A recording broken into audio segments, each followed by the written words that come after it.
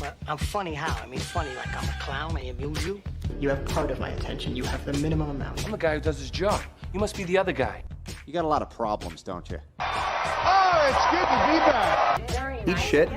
Eat shit. Eat shit. Smug smile. Definitely eat shit. I'm as mad as hell, and I'm not gonna take this anymore. You can't handle the truth.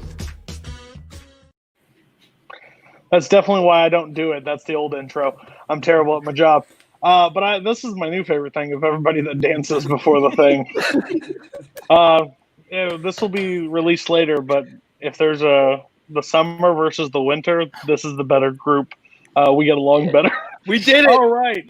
We're made it. We're 30 through 21 this week. So this could get pretty violent. Like I said, these are where grades are given. Decisions have been made, and wrath will be unleashed. Bar. Hi.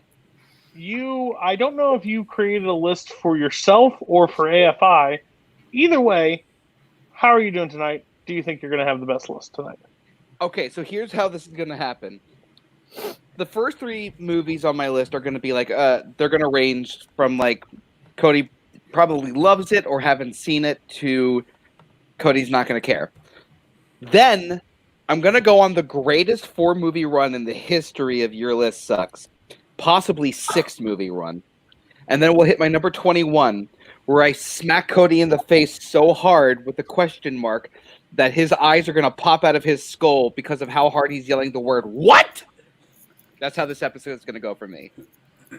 That was a question that was raised the other night. Does having movies that I absolutely love below the crap, does that help you or does that hurt you? You'll find out tonight. Mike, how much blood, guts, and gore are we going to see tonight, or are we going to be mild? It's not too much gore tonight, but there's one movie that may tank me for the rest of time on here, so I don't know how that's going to do on this. And we have, which is his list or his internet going to hold up longer tonight? Cameron Holtzman, how are you doing tonight? Do you feel like you're going to make it through the whole show without one internet drop?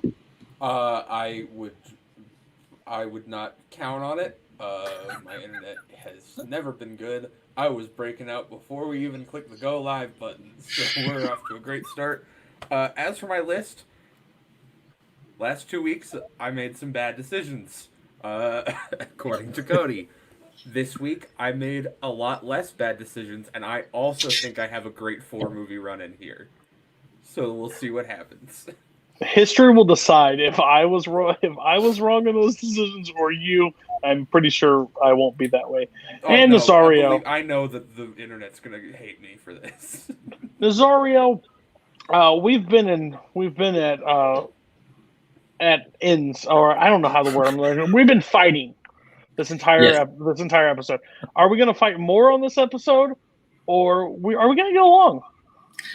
I'm pretty sure we already have a good dynamic going, so why change it?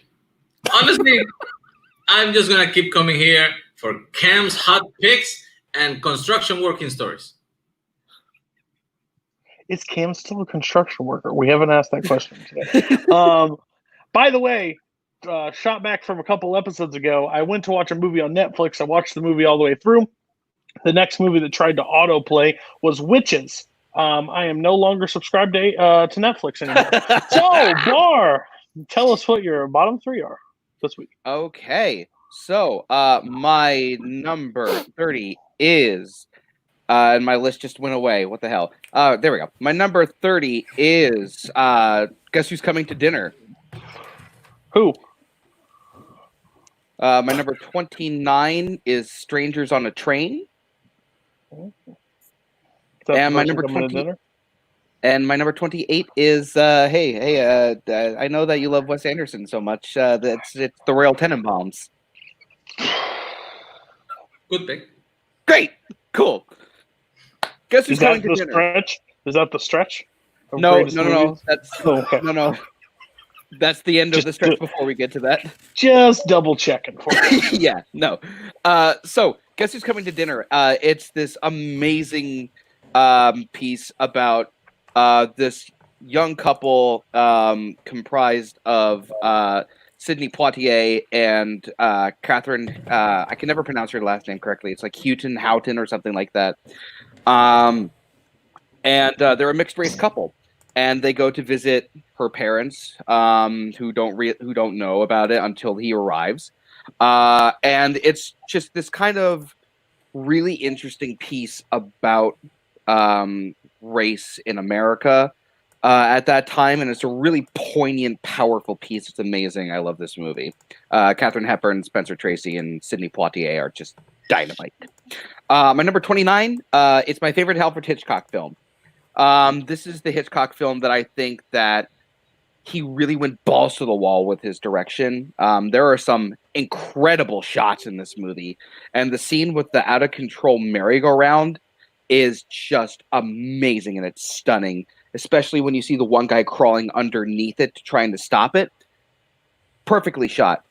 And Bruno in this movie is probably one of the scariest movie villains I've ever seen in my entire life.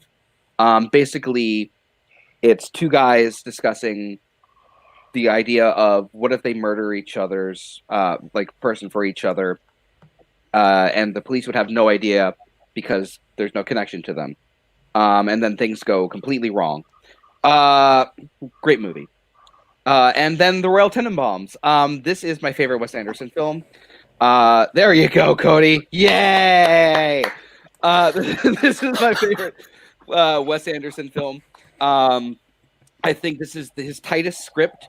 His most likable characters are in this film, even though one character is completely despicable in some senses, but his redemption story works for me, and redemption stories like this normally don't. And this is just some of my favorite characters in any Wes Anderson film. Owen Wilson's character in this is just so funny. I'm going to stop talking because I think I went on too long. Okay, so guess who's coming to dinner? I remembered. Koho does so much for the show. I have no idea. I'm just sitting here having some fun. Like, oh, okay, just keep talking. Don't have jobs here. Guess who's coming to dinner? I really enjoyed it. I did. This is the same year. Is this the same year as Graduate? 67, I believe. So, same year as The Graduate. Graduate I like more. But guess who coming to dinner is really good. It was very topical at the time. Sad thing that I saw the movie that inspired this with Bernie Mac and Ashton Kutcher. Same. Before that one, yikes. Yeah, so good movie. I think more people need to see it. It's definitely a bar 30, so it wouldn't be mine, but I fair. Strangers on a Train I have not seen, so meh. It sounds interesting. I'll give it a shot. Yeah. What year did it come out? What this decade? Was 51. Okay. And then the Royal Tenenbaums made it through 40 minutes of this movie. I don't like this movie at all. Boatman told me hey, just watch it for me. So I watched it. Made it through 40 minutes. It's Wes Anderson. Bottom of the barrel at best. So I would not have told you to watch this movie. I know it's not a Cody movie. It's probably in most people's top 5 of him.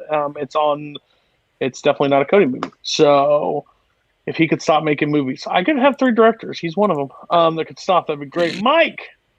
Oh wait, everybody. What do you feel about Bar's bottom 3? I kind of pissed because you stole my joke. I was gonna talk about how Bernie Mac was great and Ashton Kutcher was overrated, but you ruined it. I haven't seen the original. Guess who's coming to dinner? Strangers on a Train is actually very great Hitchcock. It's the top of his level, top game for this director. The scene where the guy is sitting in the tennis court is pretty famous, and everybody's head is going left and right, following the ball, and the guy just looks straight at him, and you can immediately locate him in the middle of the crowd. It's amazing. It's not really about two guys who decide off each other persons. It's more like one guy decides to do that, and the other guy's like, okay, and suddenly his ex-wife is dead.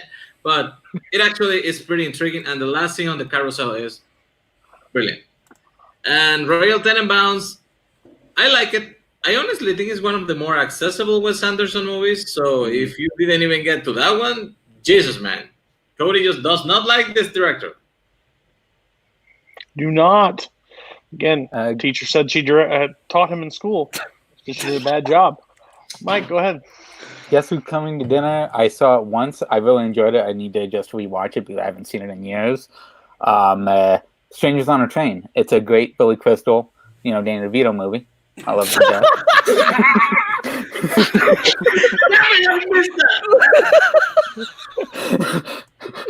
No, I love Strangers on a Train. It was one of the first Hitchcock movies I watched. I really enjoy it. I love that premise to death. I have a movie so fucking similar on my top 100. And then Royal Tenenbaums was my first Wes Anderson movie. I enjoy it. I don't think it's amazing, but I think it's a good movie. I think it's a good entry point for Wes Anderson. But yeah, if you can't get through that movie, you can't get through any of them. So I understand with Cody. There's actually one that I actually like, but we haven't likes the hard word. I bet I know which one it is. And Cam. Guess Who's Coming to Dinner? Guess who hasn't seen it? It's me. Strangers on a Train. Haven't seen that one either. Royal Tenenbaums. I've seen that one. I like Wes Anderson. I don't love the Royal Tenenbaums. I don't know why. I just think that he's really good at his big adventure is sort of what I like of him, and then this one's just so small and closed off that I find it kind of boring. How do you win trivia matches? Most of the time, this top 100 is I haven't seen it, but you can pull all these answers. You drive me crazy. That's a great question. When I learn the answer to that question, I will let you know. Thank you so much. All right, Mike. Let's take a trip. Here we go. Okay, number 30, I have Goodfellas, which I think was a yikes from earlier. 29, I have The Lost World, Jurassic Park. Here we go. Here we go. Here we fucking go.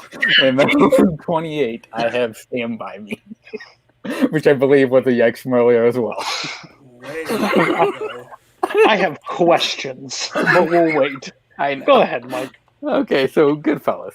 I think it's the best gangster movie out there. There are some movies I do not like that people consider better, but Goodfellas is fucking amazing. I love the rise of Ray Liotta's character followed by Robert De Niro and Joe Pesci, and I love that it gets to the end of the second act and he's at the top, and then it just goes fucking downhill from there. And a lot of people have said they turn it off right before those 20 minutes just to go, hey, I always wanted to be a gangster. You got to be a gangster. It's all fun games. The shots are fucking amazing in this. The dialogue is incredible. Fucking fantastic performances by all three of those guys. It's an amazing fucking gangster movie. I love Joe Pesci's death in this is fucking so brutal the way he goes. But it also shows that this tiny motherfucker is so vicious to people, and I love it. And then you sold Goodfellas really well. I'm excited to see how you sell this next one. Go ahead. The Lost World, Jurassic Park. Now, okay, it does not have the magic of Jurassic Park, but what fucking movie does? None of them do. Okay, you cannot top Jurassic Park because Jurassic Park is the ultimate movie. Lost World takes Jeff Goldblum's character and makes a monster movie out of it, and that's what I love about it. It is a monster movie through and through, and I love how Jeff Goldblum's character changes from the first to the second one here to where he's now been traumatized. The last place he wants to fucking be is on that island, but now he has to go try to save his girlfriend, played by Julianne Moore, on this fucking island, and his daughter follows along, and he has to deal with that. You find out that he's not the greatest father figure in the world. So he's not this. A lot of stuff in the first one, he basically lied and over-exaggerated shit. Everyone does that. You find out truly who Jeff Goldblum's character is, and he's still a decent guy. He just has a lot of problems. Vince Vaughn is fucking funny as shit in this movie. I love this. Yes, the last portion of San Diego is not the best, but I find bits that I enjoy are the last parts of this. And I look at it also because someone brought up recently, why would you take it to San Diego? Have you seen our world now? Of course these dumb motherfuckers would try to take dinosaurs to San Diego. They would try to take them to the fucking U.S. because, people are fucking idiots. Of course they're going to try to take dinosaurs there. Great dinosaur action in this. I love the fact that they added in a family of T-Rexes. The deaths are fucking interesting. Yes, there's some brutal deaths in here. And Peter Ludlow, which is John Hammond's assistant, is more douchier than anybody you could have in a fucking movie. He's such an asshole, and he gets a great fucking comeuppance towards the end of the movie. I enjoy this movie. I know a lot of people don't. Fuck you guys. It's a great fucking movie. We're going to 28. Stand by me. This is one of my favorite coming-of-age movies that don't involve snowflakes, River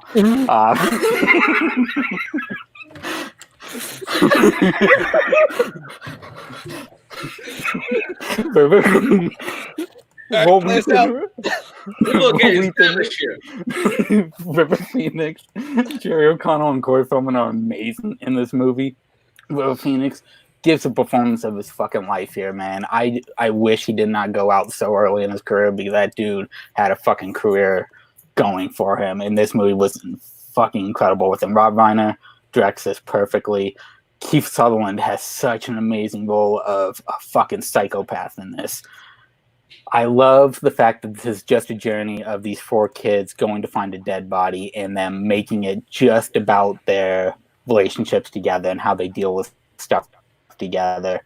And it's true that in junior high, you were all friends, and then after that, some friendships don't last. And as you can see with this movie, most of the friendships do not last in this movie after the credits roll. But they had their journey as kids, and it's an amazing emotional fucking movie. That ending is so sad, but I think my favorite scene in this is when River Phoenix and Will Wheaton are around the fire, and River Phoenix is talking about how he was accused of stealing money from the cafeteria, and his whole explanation of it, and how he sees his life and how he sees Will Wheaton's life, how Will Wheaton has a future and River Phoenix doesn't feel like he has a future. It's such an amazing fucking movie. I love it to death. Okay. I also had Stand By Me. Do I talk now? Go ahead. Yeah. Okay. Just making sure. This is my 84, so it's been a while. I think this movie's fantastic. I think it's a great coming-of-age story about just a group of friends kind of going on this adventure that they really have no business being on, to do this thing that they really shouldn't be doing, and they know that, what they're doing is kind of wrong, but they're doing it with the best intentions. And just seeing, how real the relationships between these guys are, I think is absolutely fantastic. I think it's just full of great moments of drama and great moments of humor. All 4 of them are giving incredible performances. I love it. # snowflake. Okay. Goodfellas. My second favorite Scorsese movie of all time. I love Goodfellas. I think it's amazing. Where it boils down to it, why it's not my favorite, Ray Liotta, people may like his laugh. I want to punch him in the side of the head numerous times. He's one of the worst people to ever laugh on screen. But overall, the movie, one of my favorite supporting characters of all time is Pesci in this movie. I think if he was into movie trivia and he wanted to host a show, he would host this show and make everybody dance. Basically, plot. You think I'm a clown? Dance. I also love the line where he's like, "You're burying the body." What? I've never dug a body before? Fine, I got it. I'll do it. No problem. Stand By Me. Like the movie a lot. I think it's good. I don't have the love for it like a lot of people do, but I can't deny it's a great film. Again, this has got a great young supporting cast. So yeah, great movie. Now, Lost World Jurassic Park. So I'm with Mike on one thing. I hate the people that hate two Jurassic Park sequels because it's not Jurassic Park. You can't do that again. There's no concept on the face of the planet to do Jurassic Park the way they did the first one. Guess what? They saw the dinosaurs. They know the dinosaurs exist. The fucking T-Rex broke out. The mystery, the magic, the love of like, oh, doesn't work anymore. Raptors chased a girl around a kitchen. Can't do it again. So I treat all Jurassic Park movies, sequels, as disaster films. At the end of the day, when I watch a tornado movie, I don't care about meteorologist number 3. I worry about the fucking twister. How cool is the twister? Does it rip everything apart? Is there a cow flying? Like that concept already. So I give this movie a lot of passes. Top 100, you're completely effed in the head. You have problems, you need help. I get it. Spielberg did it. That does not make it great. I'll tell you another film that Spielberg did. It's called 1941. No. He doesn't make great films all the time, Mike, even if you put 4.5 stars behind it. He takes it to San Diego. Okay? That's a huge issue. You didn't put 3 on there, so I'll give you a pass. It's the only reason you didn't put 3 on it because Spielberg didn't direct it. And you didn't put you didn't put Fallen Kingdom on there for a reason. This would be my number 3 on the Jurassic rankings. I have no issue with it being a movie you like. Top 100, you're on trial. But you know what? Just like on the previous episode, there is always somebody on the panel that can bail somebody out of hard times. That person is Cam. Oh, wait. Sorry. What does everybody get to say about Mike's bottom, besides that I just ripped it apart? Okay, I go for it. I deleted the banner, so you don't get any banners to remember what the movies are, so if you don't remember them. Goodfellas. Good movie. But I already moved past the Scorsese section of my list, so it's a good movie. I don't love it. Did no one else have Goodfellas? I thought somebody did, but I guess not. I thought somebody fucking did. Did nobody put? No. Lost World, Jurassic Park. Mike and I have different views on this movie. I think it's the second best sequel. He thinks it's the best sequel. I think the best sequel is Jurassic Park 3. And people call me crazy. You're crazy. That movie just... You like Jurassic Park 3? Yes, I like that more than Lost World. Yeah. That movie knows what it is. It's a freaking comedy. And it's hilarious. They make a work 3 fucking times. And I laughed every single time. The only problem with that movie is that it's way too short because they didn't have any money to make it. And the ending comes abruptly. Other than that... That's the only problem? That's the only problem? There's a raptor that says Alan. Yeah, that's right. And it cost me a free-for-all, by the way. But still. Yeah, I like The Lost World. I think it's a pretty good movie. It's my 3rd favorite movie. It's better than both worlds. So, it's all right. 100? No. And what was the other one? Stand by Me. Oh, yeah, I haven't seen it. Wow. You haven't seen Stand By Me? I have not seen Stand By Me either, actually. Yeah. The Lost World Jurassic Park. Hey, Mike Hanley. Look, I love you, buddy. You're one of my favorite people in this community. But, no. And for Goodfellas. Okay, so the first time I saw Goodfellas, I thought it was really good, but I thought it was kind of overrated. Then I watched it again after these lists were submitted.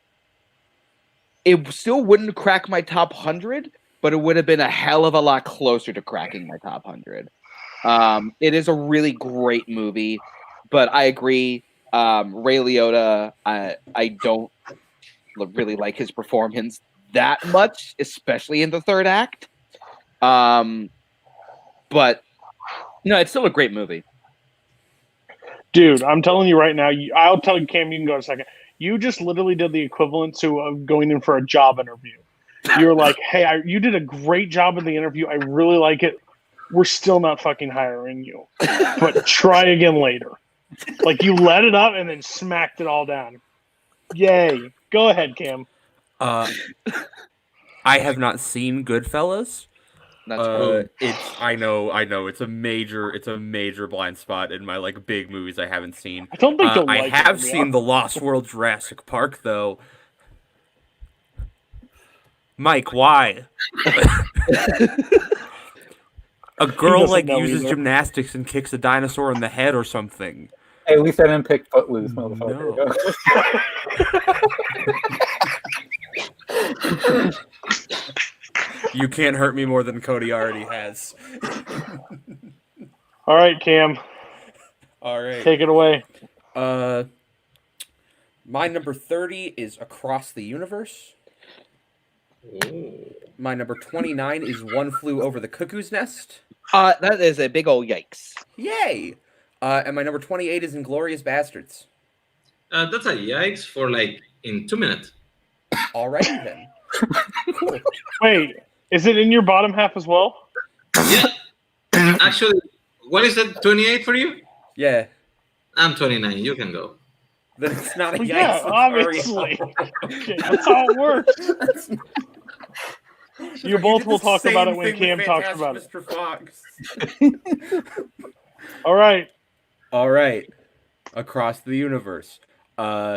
This is a movie musical. It's a jukebox musical, music by the Beatles. I think it's really, really fun.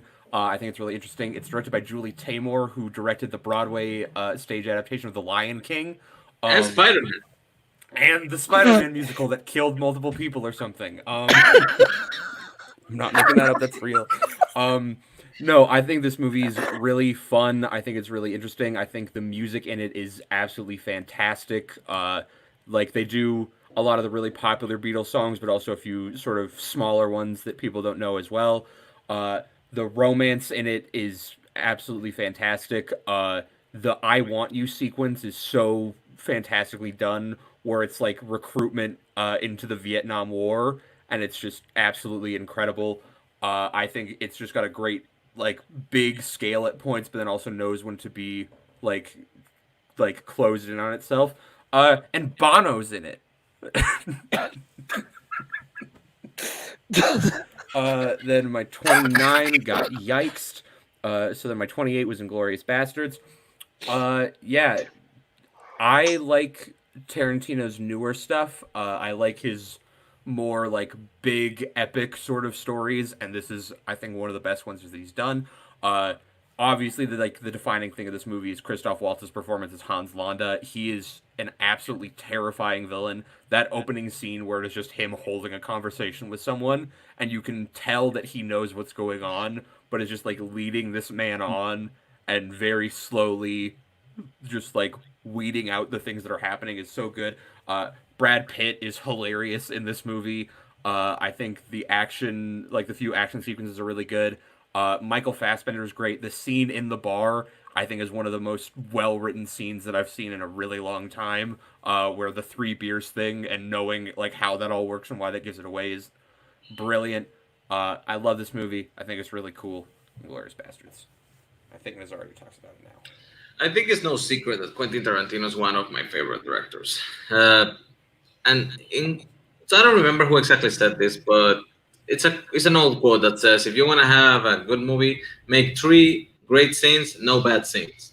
And I think this movie takes that to heart, because the scene with Landa interviewing the French farmer at the beginning, the scene at the bar, and the scene at the movie theater in the end, excellent. And there's nothing that kills the mood in the middle. The one thing I could point out that this movie doesn't really work, but it lasts like 3 seconds, is Mike Myers. It's more distracting than anything else. But other than that, this movie is perfect. And it shows a lot of actors at the top of their game. And at the same time, it's horrific, showing violence of what war can be, and hilarious on the other side. This movie and another movie from the same director were so close in my list that I basically lined them up one after the other. But this one ended up being my number 29. Inglourious Bastards showcases great performances all around. And like you said, Chris Waltz, the guy's MVP. Okay. Across the Universe, it's a movie that I think I was a freshman in high school when it came out. And one of my best friends was like, she was a really big fan of it. So we watched a little bit overkill. There's a part of the movie that always takes me completely out of it and throws me like for a whirl. And it's The Benefit of Mr. Kite. I think that is the trippiest part of the entire show. It's weird, but Eddie Izzard is so good in it. Yeah, he's good at it. It has things that I really like. Like Joe Cocker does the best version of Come Together. Come Together. I think I like it better than the Beatles version of it. It's just incredible. I like the music because that's the thing. Like, is Rocket Man a perfect film? No, but with Elton John music, I like it. It goes up a scale. Same thing with it. I like Beatles music, so it goes up on my list. Wouldn't probably make my like top 20 of musicals, but overall, I can't really. For you, I can give you a pass, and I understand, and I can't. If it was on, I wouldn't turn it off ever. So it's fine. And then Inglourious Bastards, probably top 10 movie characters of all time is Lieutenant Aldorrain, with a bullet. As much as I love the movie, I love the movie. I really just want to see a whole 2-hour movie with him, because it takes him away at times. But overall, the movie is amazing. It's so quotable. The basement scene basically is one of movie's best. I love when Lieutenant Aldorrain, it's a Mexican standoff. No, it's not. You come down, you shoot us, we'll shoot you. Mexican standoff. Or the problem with fighting in the fucking basement? You're fighting in the fucking basement. Again, I think when I saw it dropped for a lot of people because they didn't like certain elements of it. But that first scene alone in this movie, probably top 5 opening scenes of any movie ever. And it literally flips on a dime, and you're like, oh, this is fine, and then your stomach hurts so bad afterwards because you're like, shit. So yeah, I cannot fault you. 2 of you guys did not have Inglourious Bastards on your list at all. But I'm curious of what you guys overall think of his bottom.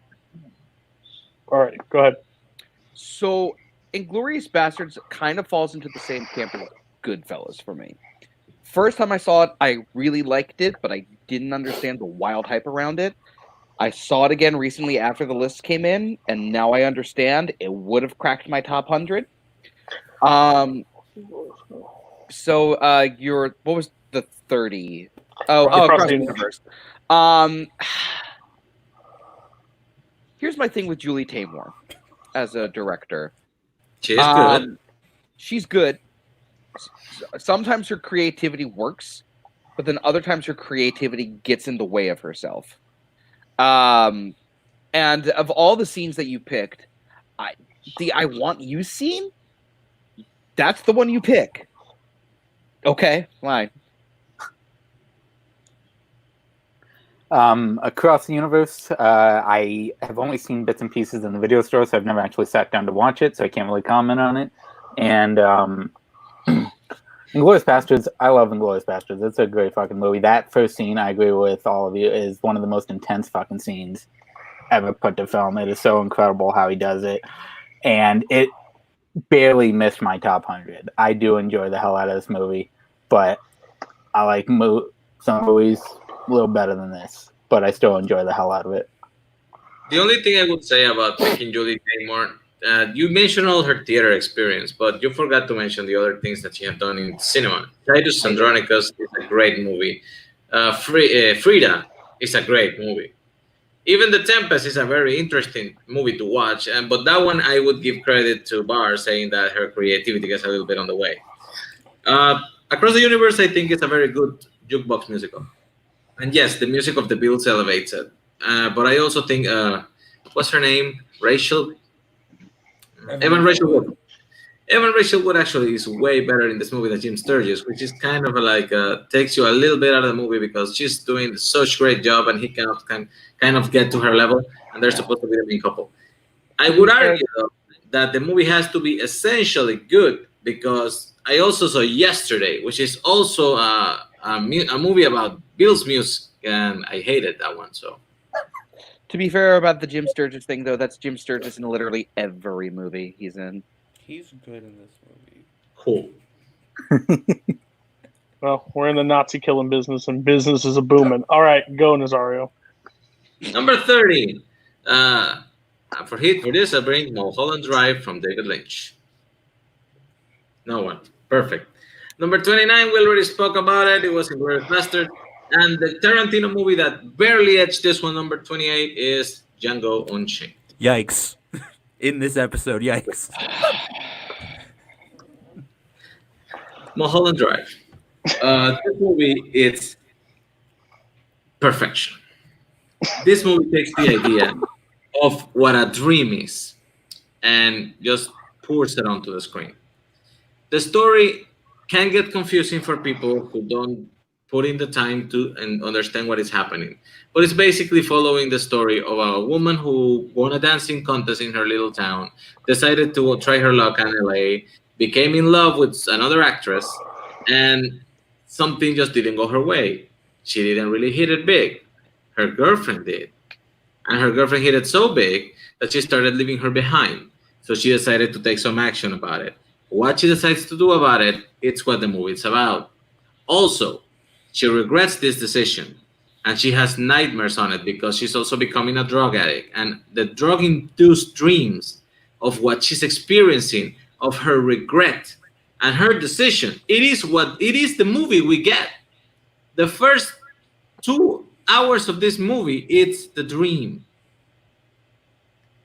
And in the last 20 minutes, you can understand what it was all about. And when you rewatch this movie and you pay attention to the little details and what every single scene was trying to tell you, it just unveils how brilliant it is. David Lynch is not for everybody. I know this, but definitely his best picture. My saving grace has shown up. I'm so excited. His name is Kaleb Koho, and he's beautiful. No, I can just focus on not paying damn bit of attention to any of you guys. So I haven't seen this movie. It's going to save this talk a little lot. I think somebody told me not to watch this movie. I don't know who, but I don't think it was a Cody movie. Which I'm glad that's not a thing in this community. What does everybody else think about his loan, number 30? It's one I've been meaning to watch, but if you were able to read what my whiteboard said, Kurt Kolakowski is screaming off in the distance somewhere, and he does not know why. I have also never seen this film. I have seen it once. I enjoyed it. It is very fucking weird. It is a David Lynch, like through and through. Yeah, it's not something I probably will ever go back to, but yeah, I completely understand why it's on Nazario's list, and I think it is a good time. Okay, so now we are on to the fighting list. Let's see. Oh, is this one we're going to go on the run? That's right. This is the one we're going to go on the run, Cody. We'll see. Greatest movie run ever, maybe 6. My number 27. We all love movies. Some of us love TV, but back in my day, TV was called books, and this is The Princess Bride.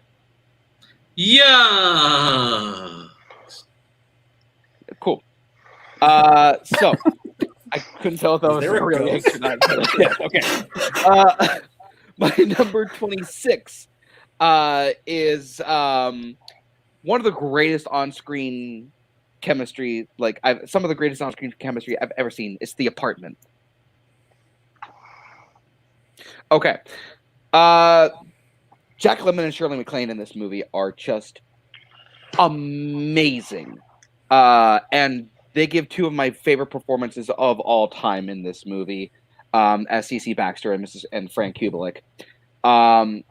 This movie is funny. It is touching. It is real sad and real dark at one point. And that point is where the movie really hit for me. The scene where he finds her laying in his bed is when the gas pedal just hits the floor with this movie. It is amazing. for those of you who don't know, it's about this guy by the name of C.C. Baxter, who he's a clerk essentially, and a lot of the higher ups use his apartment to have affairs. And he's actually able to work his way up when the head of the company that he works for is using his apartment, but he's using his apartment to spend time with the woman that C.C. Baxter himself adores. It's a great movie, one of Billy Wilder's best, and it's brilliant. Watch it when you can. What a hack! Terrible, awful choice. Blah blah blah. No, yeah. Everybody should know how I feel about Wilder. It's the only thing that Beanbag Boy ever brought into the community that I agreed with.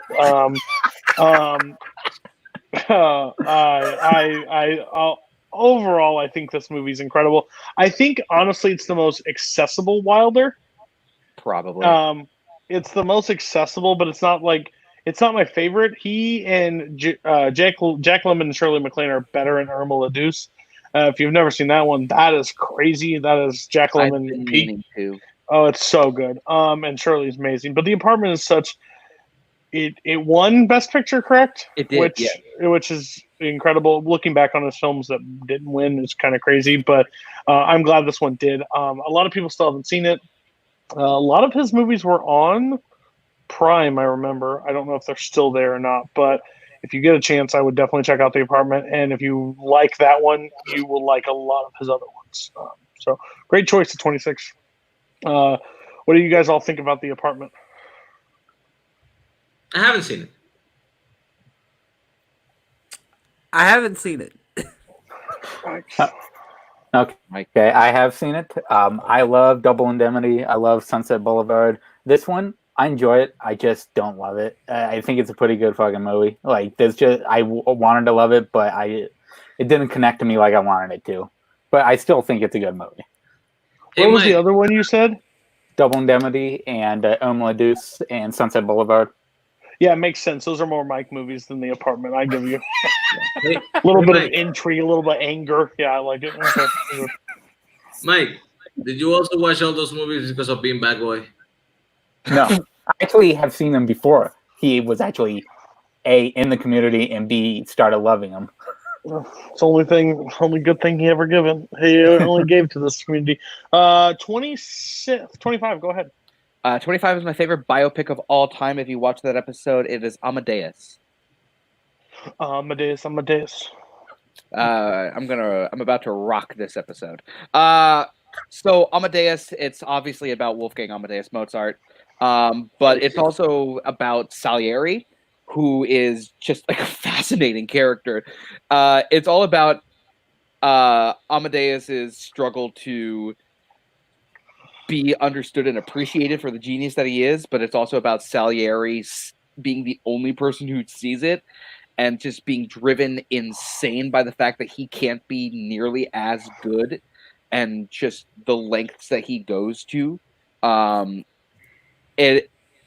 Murray Abraham and Tom Hulce give two of the greatest performances I've ever seen in my life.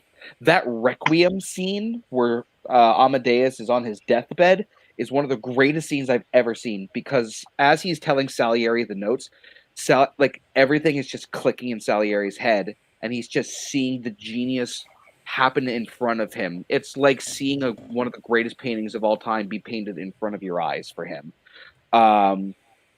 Milos Forman is one of my favorite directors now, looking back at some of his work. This is one of his absolute masterpieces. Jim Kemp, I will always thank Jim Kemp for this, and I guess Beanbag Boy. Set up a debate that I was supposed to debate her, and we picked music biopics. She got first dibs. She picked Amadeus. I never saw it, and I was like, well, that's a stupid choice. Well, I'll win this one. Then I watched Amadeus and realized if this match would have taken place, I would have got my ass kicked because I couldn't really think of bad things to say about it after watching it. The only thing I could come up with, it's 3 hours. it's not a shot at the movie. This is a shot at the runtime. So, but I couldn't think of things to cut out of the 3-hour runtime. So that's always my problem. This movie I've seen one time, but it stood with me. There's a lot of movies. I'm trying to get my new watches in 2020 up so high so that when I go back and watch a bunch of rewatches, it won't hurt my percentage that bad. But this will be one of those at the end of the year that I'm excited to go revisit because I think it's going to be incredible. Hopefully by the time this airs. What does everybody else think about Amadeus? I think it was on Netflix. It might still be. I'm not sure though. It might be. I saw it once, long time ago, when I was a teenager. So I don't really remember much about it. I remember liking it. I remember F. Murray Gray. So what's his name? Murray Abraham. F. Murray Abraham. The guy from Insurrection. Yes, that guy. It's Yeah, how dare you? How dare you? I remember that guy. That really hurts. That really hurts. God dang! He's known for Hidden World. You can give him Hidden World over freaking Insurrection. Yeah. I remember that guy being the best part of the movie as Salieri for me. I remember thinking Tom Holtz was okay, but talking about Milos Forman, I don't know if it's because I saw them older and I saw them more, but I like the two biopics he did in the 90s better. I like Man on the Moon and The People vs. Larry Flint, which was actually on my list. Mike? I enjoy Amadeus. I've seen it twice. I loved it both times. It's a great fucking biopic. It's just not one that would make my top 100, but I still enjoy the hell out of it. Kim? I saw this for the first time this year. I think it's really good. I think Tom Hulce is brilliant in this movie and is like absolutely insane, and I love it. F. Murray Abraham's also great. Yeah, I like it, and I didn't love it. It's really good. That raises a question. If you see a movie when you're younger and then you go back to watching, you remember jack shit. Is it a new watch or is it a rewatch? Let us know in the comments.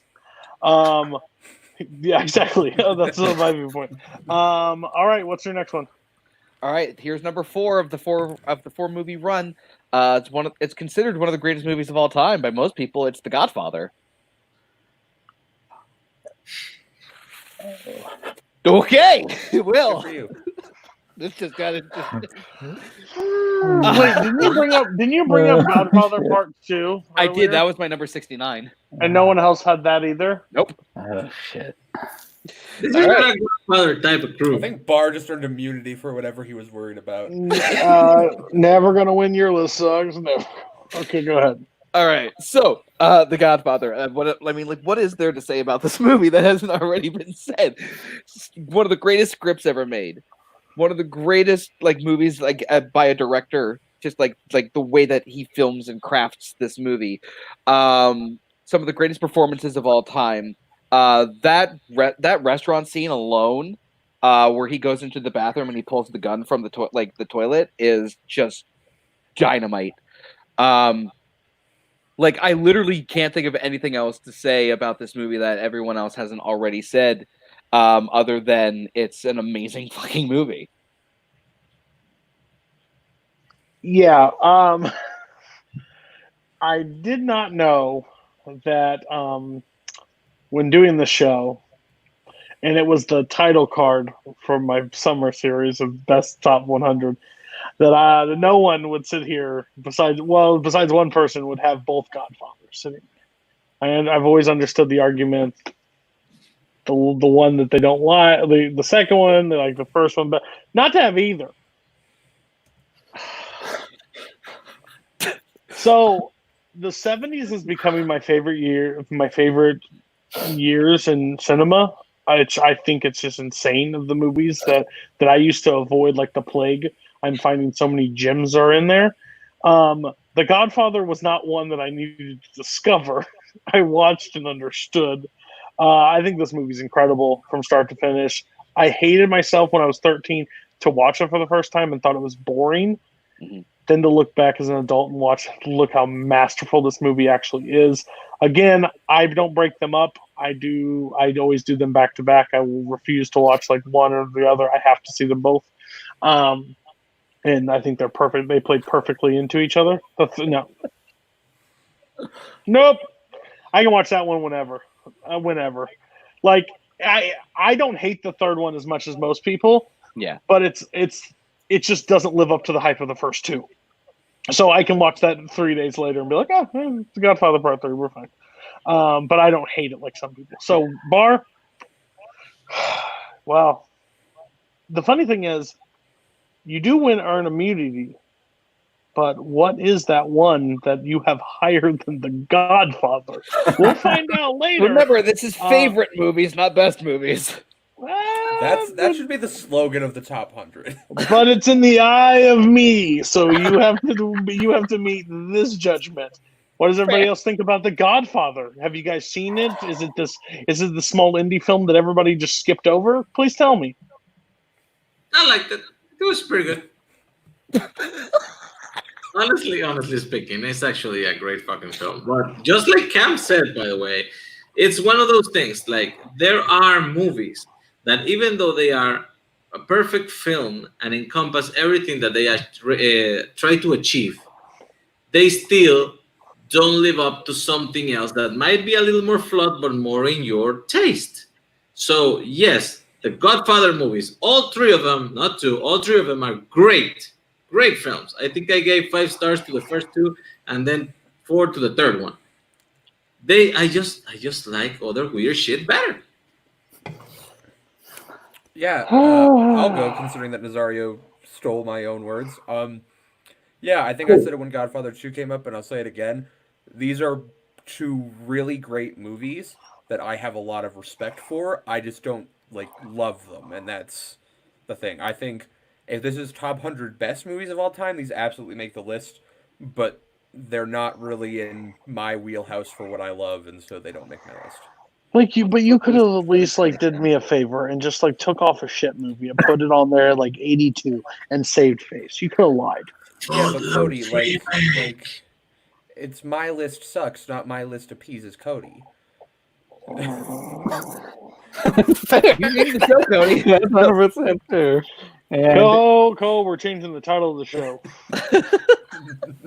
I'm pretty much in agreement with Nazario.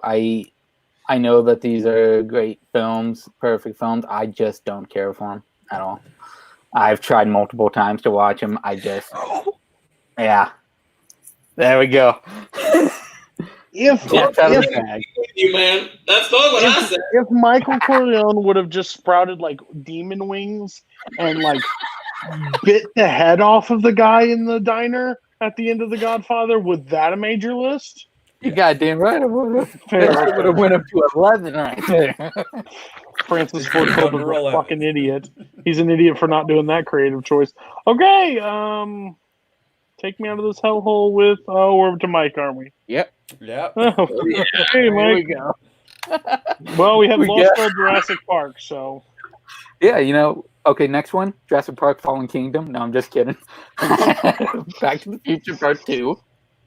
Yikes!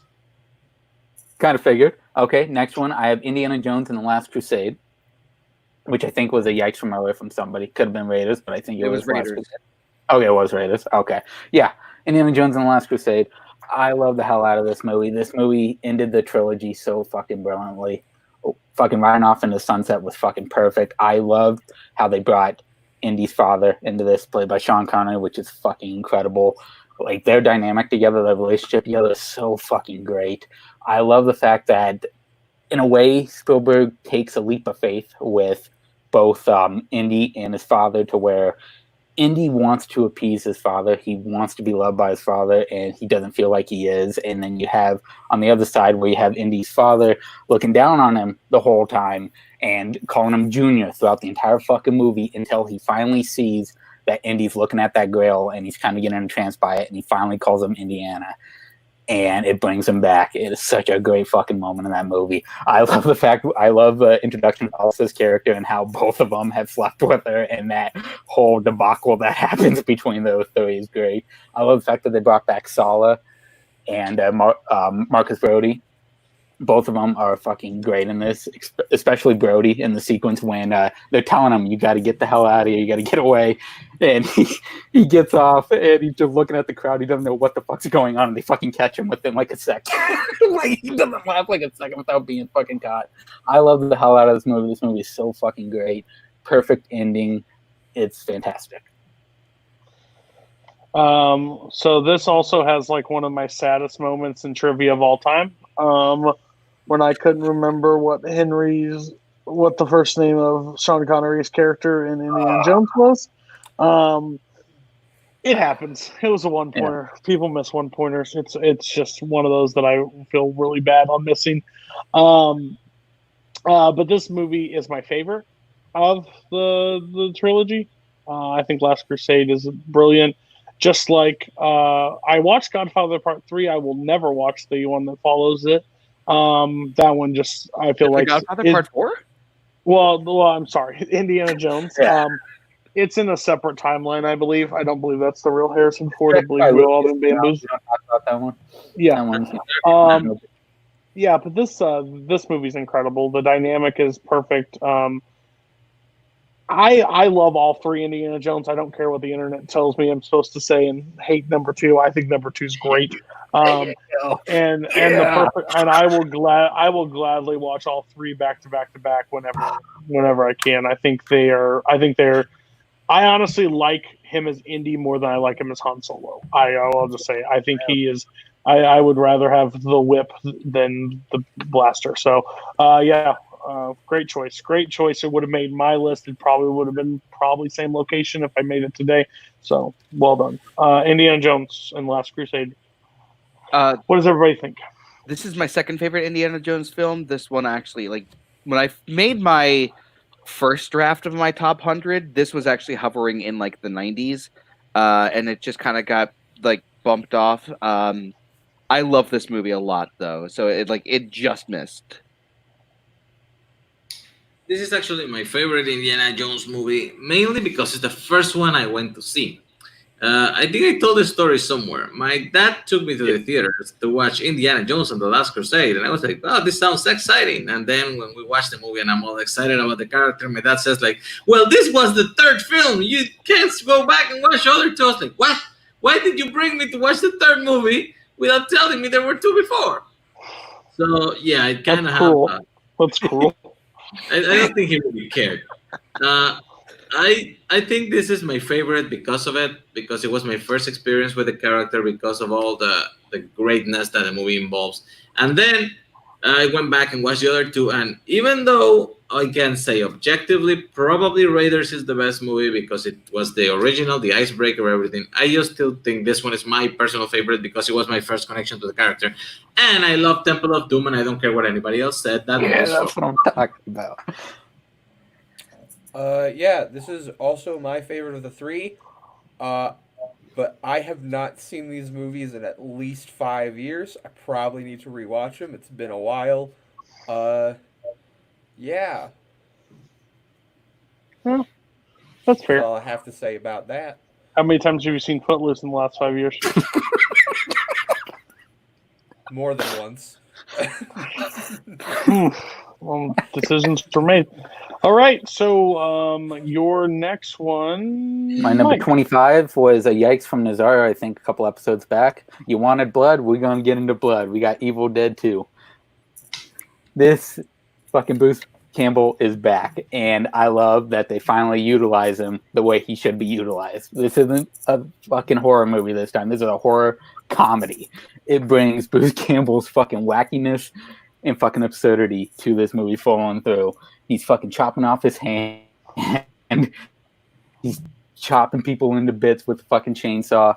It's so fucking fantastic. This is the beginning of him becoming the fucking action hero that he becomes in Army of Darkness. I love the story of this one compared to the first one. I absolutely love. The story is so generic though. This one brings in characters and brings the book into more of a plot device than in the first one, and it brings it through the recording, and it has a family member and it has her friends come into the group and deal with Ash. So not only is Ash dealing with them, but he's dealing with the fucking demons. He's dealing with everybody, and it's a splatterfest. It's more money, but the effects are incredible in this. Practical effects are fucking amazing, and I love the ending of the tree and of the fucking house coming out into a time warp and it ending into medieval times. It's such a great fucking ending to this one to go into Army of Darkness. I love this.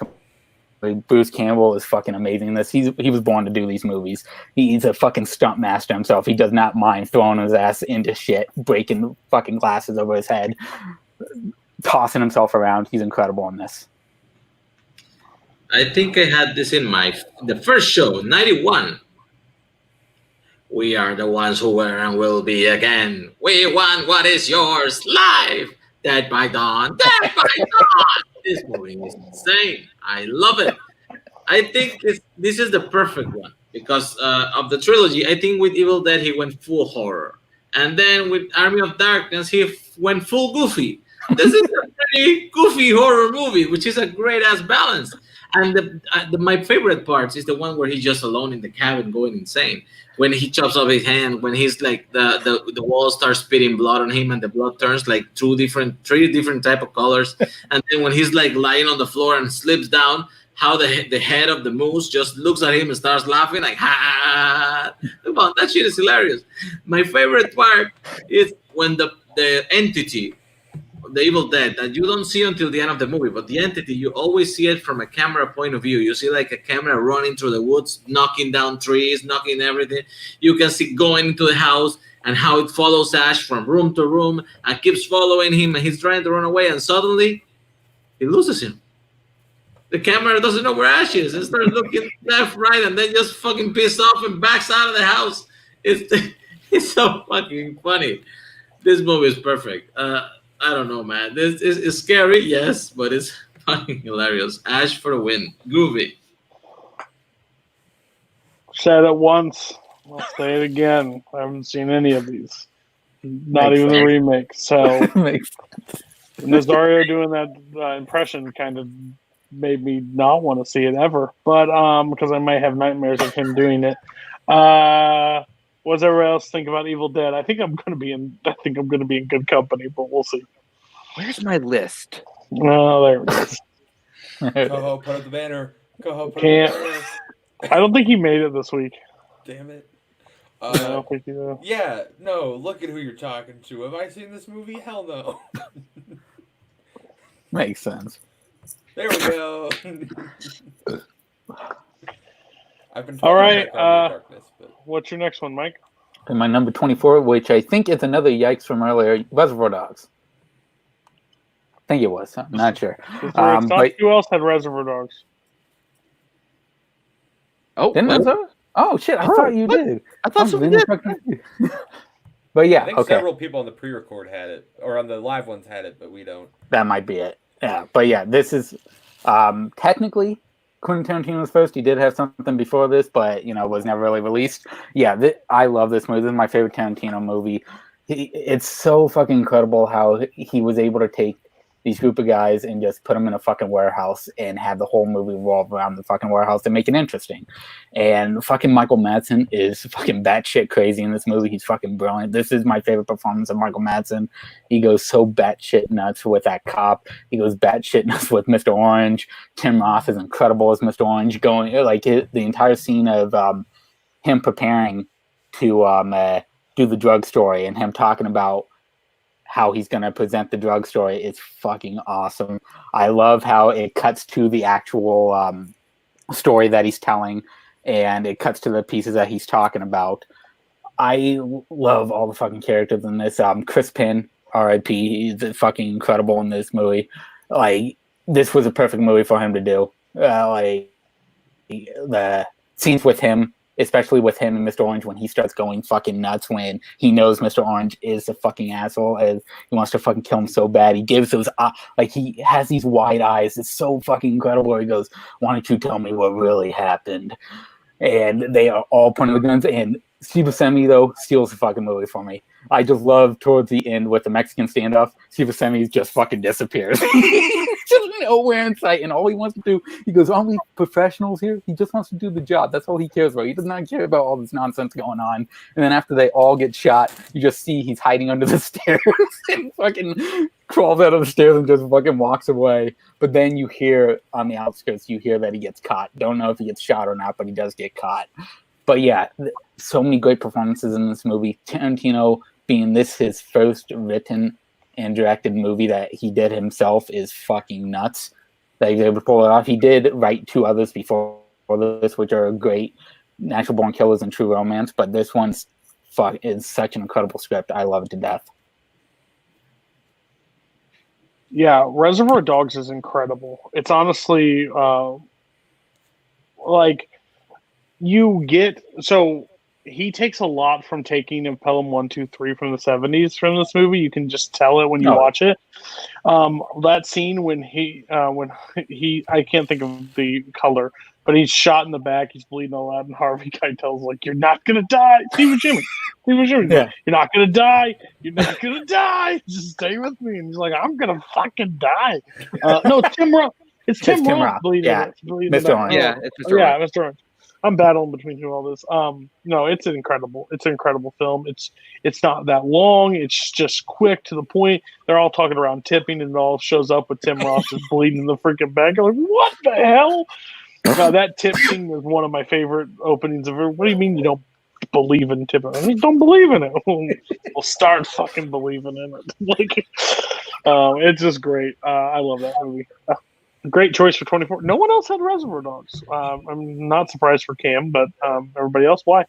Okay, so no joke. It's not a Cam movie. This is my 101. This was the last movie. This was my no joke. This was my number 101. This was literally the last movie. That's like, what? Come on, guys. I'm not kidding. This was my number 101. It was the last movie that got just edged off of my list. So I friggin' love this movie. So don't you try to call me out. Bullshit. It's my number 101. It's my number 11. Okay. I got to this movie after I saw more Tarantino work. The first movie I actually saw was Pulp Fiction. After that, I saw Jackie Brown, which I love in spite of what everybody else in this community says. Jackie Brown is brilliant. After those two, going back to Reservoir Dogs kind of felt like a step back for me. Which is like something I already see what the man was doing. And going back to see this smaller scale movie, which I'm not saying the movie's bad. I'm thinking the movie's great. I think the 9 movies he has made are all different levels of great. But since I already had the experience of what came after, I guess I didn't dig into this one as much. This one is middle of the road Tarantino for me. I have half the guy's filmography on my list. Just this one wasn't in the top. Yeah, I've seen this movie. Contrary to what Cody may believe, I actually like this movie. I don't love it though. I've only seen it once. It was in the 10th grade, and I haven't seen it since. But I own it, so I should probably rewatch it at some point, because everyone uses Tarantino as a strength here. I don't know how, but I think Cam said something racist. I'm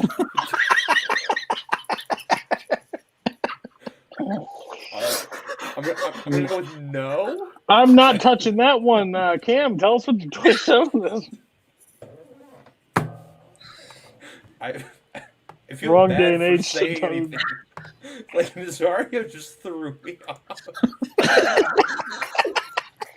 Good luck recovering from that one. We're gonna continue what hopefully is a good run of 4 with my number 27, which is Monty Python and the Holy Grail. I had that earlier. I had that earlier as well. Cody's look makes me anxious. Oh no. All right. I love this movie. I think this movie is hilarious. I think it's one of the most quotable movies of all time. I think just like knowing about the production of this film and the fact that the reason so much of the stuff in this movie happens is just because like they didn't have any money and they kept being like we need a bit more money, but until we have that, we're gonna have to make do with what little we have. Like they couldn't afford horses, and that's why they do the coconuts thing. I think it's great. I think it's just so fun. Like the random musical number in the middle when they get to Camelot, I think is really really fun. And then they're just like, let us not go to Camelot. It's a silly place. It's like it's just like this random humor that like it just hits a lot for me so well. The fight with the Black Knight is an absolutely iconic scene, and the Black Knight's just a really fun villain. Just like, I'll bite your legs off. I think it's so fun. I think it's great. And watery tarts throwing swords at people is no way to decide a system of government. Where did you have this, Mike? I had it in the 80s, so I think you had it you before. go first, yeah. Oh, I had. Oh, okay. Yeah. So, oh, perfect. Okay, yeah. So Monty Python. I love the hell out of this movie. This is my perfect brand of comedy. I love the Monty Python group. In this movie, it's quintessential Monty Python. The coconuts, like you talked about, the Black Knight is fucking hilarious in that part. Like, and the ending, which if you haven't seen, I won't spoil it, but due to budget, the ending is one of the funniest fucking endings in the world. To know everything that preceded it ends with that is fucking incredible. I love the hell out of this. The jokes are fucking amazing. Bringing Out Your Dead, all of it is fucking fantastic. I love it. This is my number one. My number 91. And this movie's got huge tracts of land in it. It is gorgeous to look at these landscapes of this movie, and it's just absolutely hysterical. The musical sequence, it's only a model. The fucking cow getting catapulted is so great. There's so much. Cam talked earlier, like in a few episodes ago, about like smart dumb humor, and that's where this is for me. I really love the direction that they go because it's just wild and you can't predict what's happening, and I love chaotic humor. So this is right up my alley. It's a rabbit, but look at the bones. Did you also have a Nazario? This movie is great. Did you have it? I don't have this in my top 100. It's not your turn to speak. All right. He was just telling us how good we were. Cool.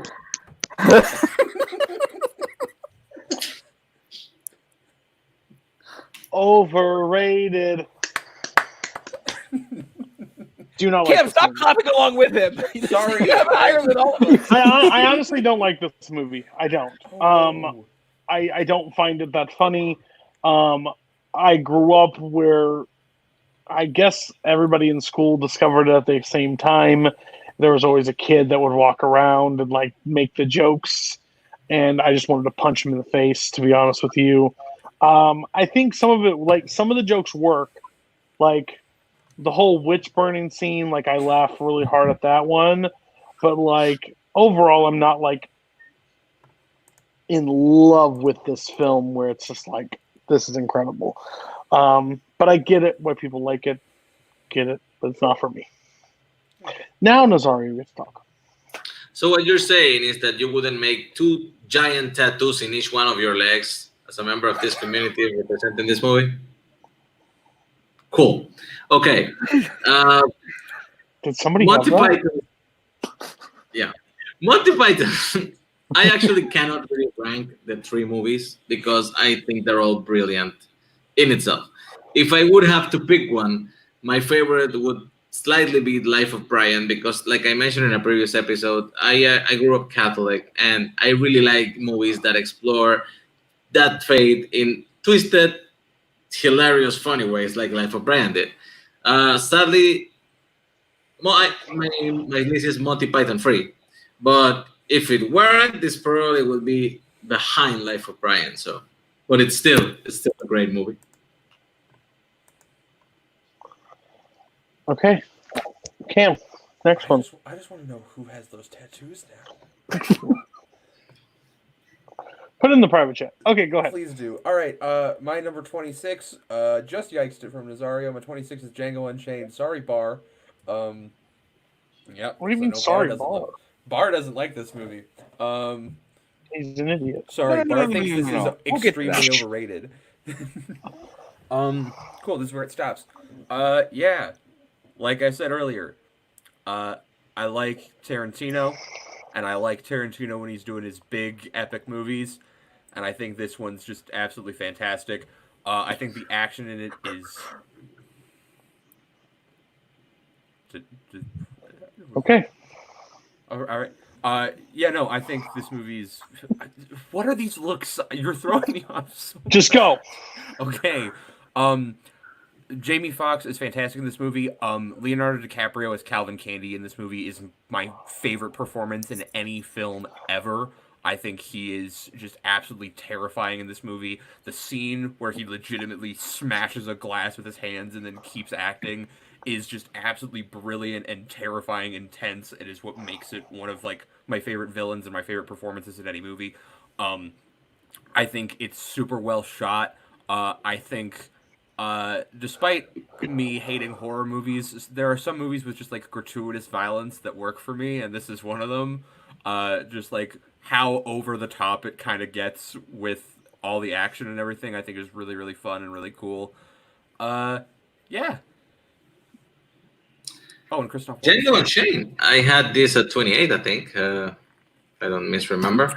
I put this one slightly ahead of Inglourious Basterds. I think those are Tarantino close to being at the top of his game, and they have a lot of credit to Christopher Waltz because the man is a genius. King Schultz is the best character the man has made, and is a guy who started being a dentist to become a bounty hunter and has the best sense of morality of anybody I've ever seen in a movie. He is not innocent. He just knows what's right, and he does what's right. This movie is amazing. I would honestly, the weakest part for me, and I don't think it's weak at all, is Jamie Foxx. I feel like the original casting of Will Smith would have been a little more interesting to me personally, but I think he still pulls it off. Everybody in this movie is excellent. All the Tarantino usuals show up at one point or another. And when Leonardo DiCaprio shows up at Calvin Candy, he just basically flips the movie on its head. And everything that point forward, including Samuel L. Jackson in the last third of the movie, it's just brilliant. I don't know. This movie some people might see it as a revenge fantasy, but it's still freaking perfect. I love this film. I think the 3-hour runtime, it flies by really quick. I think this is Leo's best performance in any movie. Just because he's short work. I think overall, I think his performance on Wolf of Wall Street is better, but like with the short time that he does, he strikes fear. That dog scene is one of the hardest things to watch in film. I don't agree that King Schultz is like the best character that he's ever created. I think that's crazy. But I will always dig the line of like, please bring me the shit or whatever. He goes through the order and he shoots him into the street. And now go get the marshal. And he goes and goes. He's like, I promise not to be shot down like you did my mark. Precisely. And then goes out and tells everybody in the story. I think it's great. The whole clan like scene where we can't fucking see shit in these things. Well, fuck you. Like they did the whole work. But that scene when he's like, when they finally realize who Hilda is and like is in there and he smashes the glass and it's like, don't. And then the whole, the only thing it takes me out because it becomes a Tarantino film, like an over the kill Tarantino, is the very end. And I think most people will agree to an extent. It's just overkill. You understand why it happens. It just isn't anything that makes me like love it because it's just blood and explosions and all that stuff for no reason, really. And Walton Goggins yelling, "Damn you, the Django!" Yeah. I mean, I Talk love about the. how Bar just looks exasperated right now. I just love the moments where it's like they shoot and he's still shooting the same guy like on the ground. He's like, like keep shooting you. And I think this is one of Samuel L. Jackson's best performances too in a Tarantino film. I think he is crazy. He is like the real evil person of that. Again, I think this movie gets a lot of praise, but I think it's warranted praise. I think it honestly tells a story that is incredible. It's big. It's loud. It's in your face. That scene where she's getting whipped and like the like flashbacks with like what Jamie Foxx has seen and the music that plays over it and stuff is honestly almost sickening. So great choice. Probably make my top 100. I'm gonna be honest with you. Mike, you'll go first, and then I'll save Grumpy Bar for last. Okay, yeah, Django Unchained is amazing. I love it. It's a great fucking movie. Walton Goggins, he's that actor that anything he shows up in, I end up loving him in. He is so fucking great in this tiny role that he has. Samuel Jackson is fucking incredible throughout it. I love the ending face-off between Waltz and DiCaprio, and when he knows his time is up, and that look that he gives Jamie Foxx is incredible. Like, every single scene in this is great. This is my favorite. I would call this my favorite Jamie Foxx performance, even though it's not an amazing performance. I think it's the best that he has done. I do like him in Ray, but I think this actually is better than Ray. Leonardo DiCaprio, yeah, you guys have gone over The Hand. He's fucking incredible in this movie. Bruce Dern has a very small part, but such a fantastic performance as well. I love this movie. I also like when he's like going back and forth with the signing of like releasing Hildy to him, and he like raises the price, and you just see him do the turn, and then just fires a shot into him. You're just like, shit. All right, hey, Bar, how you feeling, buddy? You want to talk about it? Yeah, sure. Bar sounds like he's been crying this entire time. This movie's good. Yeah. I'm not saying it's a bad movie. And why you acting the way you are. And this is DiCaprio's best performance to date. I will give you that. And Samuel L. Jackson is great in this movie as well. But like some of the things I'm hearing, I'm just so confused. Schultz being the best part and Waltz's best performance, I'm so confused because he's just doing good guy Hans Landa. I think Jamie Foxx is fine. I think he's serviceable. I said that. What's that? I said that. Yeah. Yeah. This movie is fine up until you get to Candyland. Then it gets good. Like, I don't understand the high level of praise this movie gets. Once again, it's not a bad movie, but I can't. Are you sure? I can't wrap my head around why this is so beloved. I can't see what the fuck you're talking about. So fair. Okay. Try not to break his mind in the next one, Cam.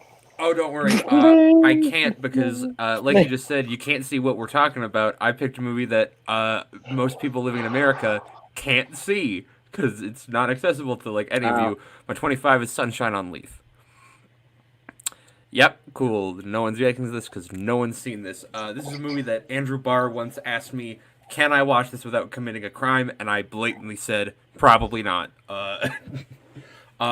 Sunshine on Leith is yet another jukebox musical in this set of 10. It's with music by the Proclaimers, who, if you don't know who I'm talking about, they're those guys that sing 500 Miles and also other songs, apparently. It's directed by Dexter Fletcher, who did Rocketman and Bohemian Rhapsody, but didn't get the credit for it. I think this movie's just incredibly charming. It's a really like small, self-contained, like quaint story about two soldiers who return from war and sort of their relationships and how they've been affected by that experience. One who's returning to a relationship he had before he left, and one who's starting a new one after coming back. I think it's just absolutely fantastic. The music is great. The opening song is absolutely brilliant, where it's a bunch of soldiers like singing in the back of like a personnel carrier, and it's incredible. Yeah, it's just really fun. They take 500 miles and like put an orchestra underneath it, and it's fantastic. Yeah, no one has seen this movie. If you're willing to commit crime, go for it. I'm not. This is fair.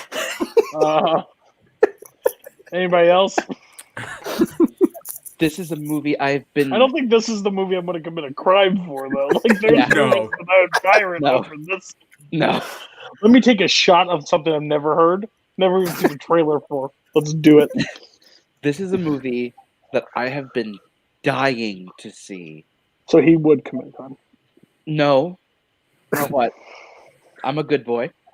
I don't like that. Don't like that at all.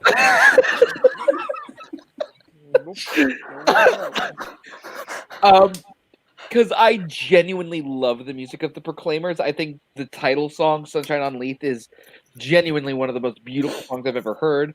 I've heard the cast recording. Man, I want to see this movie so bad, but I can't get it in America. Like, you literally can't. Literally Why can't. It's not accessible in any streaming services. They never printed the DVD or VHS Not on in iTunes, America. nothing. Wow. Okay. I'll see it in 6 hours, apparently. Are you downloading it right now? Yes, Haven't seen it, haven't heard of it. That's why you pay VPN, guys. VPN. Okay. Jail. What's your next one? My 24, we all knew it was coming at some point because I had the sequel. My 24 is The Chronicles of Narnia, The Lion, the Witch, and the Wardrobe. Oh, get the fuck out of here.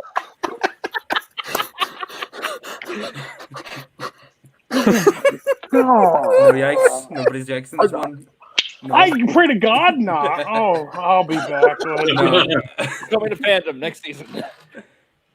Narnia is technically already in Fandom because it's a Disney live-action film, bar. No, like I said when I brought up Prince Caspian, the Narnia series is one of my favorite book series of all time, and I think the first two movies do an incredible job adapting them. I think they do such an amazing job of just building and introducing you to this world that, like, I remember the first time I saw this movie, like, I just was so amazed at the fact that they actually managed to create and capture this world that I had, like, read about when I was a kid, and that they had done it so well. I think all of the like leads, the four Pevensey children, they're all giving great performances. James McAvoy as Mr. Tumnus is fantastic. He's just so, like, awkward and bumbly like he should be, and I love it. Tilda Swinton as the White Witch is phenomenal. It's got great action. Aslan still looks good 15 years later, which you can't say that about movies for, like, 5 years ago. The effects don't really hold up, but Aslan still looks good 15 years later, and I think that's great. Yeah, this is one of those ones that, like this is kind of one of the movies that made me fall in love with movies as a kid, and so it's stuck with me since then.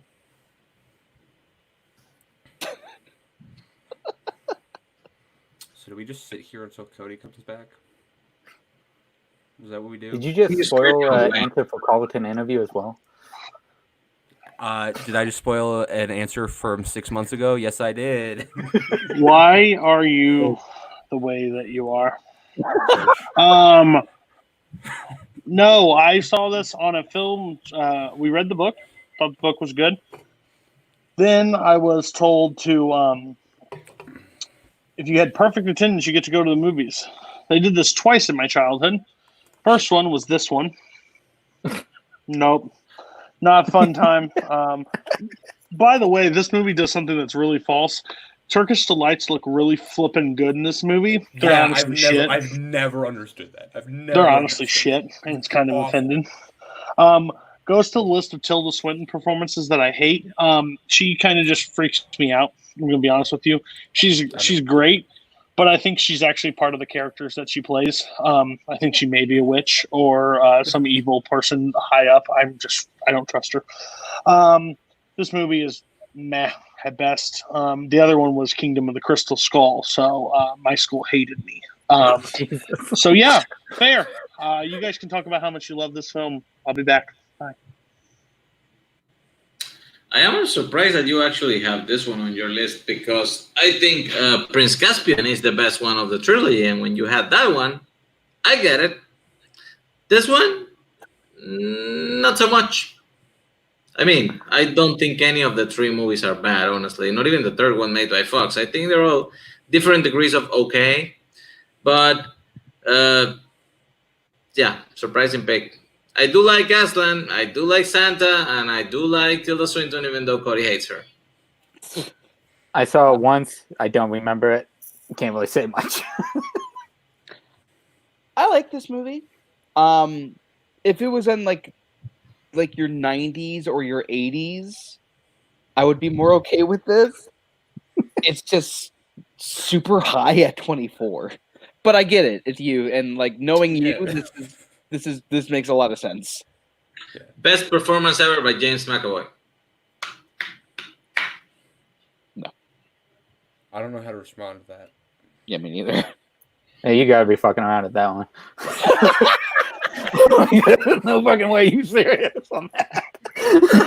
Yeah, you're high as hell. Really? You didn't remember the... Okay, fuck. Okay, what's this thing's going off the fucking rails. What's your next one? Is that your last one? It's 24. Yeah. All right, Nazario, go ahead. Oh, boom. Let's start with this. 27. One of the best directors working right now, Paul Thomas Anderson. Bye. And There Will Be Blood. Oh, you picked the good one. This movie is perfect. I like anything made by Daniel Day-Lewis mostly, but his Daniel Plainview is an incredible character. He's an oil man, and he's a family man. This is my son, H.W. And the way this movie develops that character starts with a section that lasts about 20 minutes that is only music, which is also Johnny Greenwood from Radiohead. Perfect score. Just showing how he does the business and how he takes risks for himself. And even if he's injured, he still is driven to find that oil because he's a selfish man.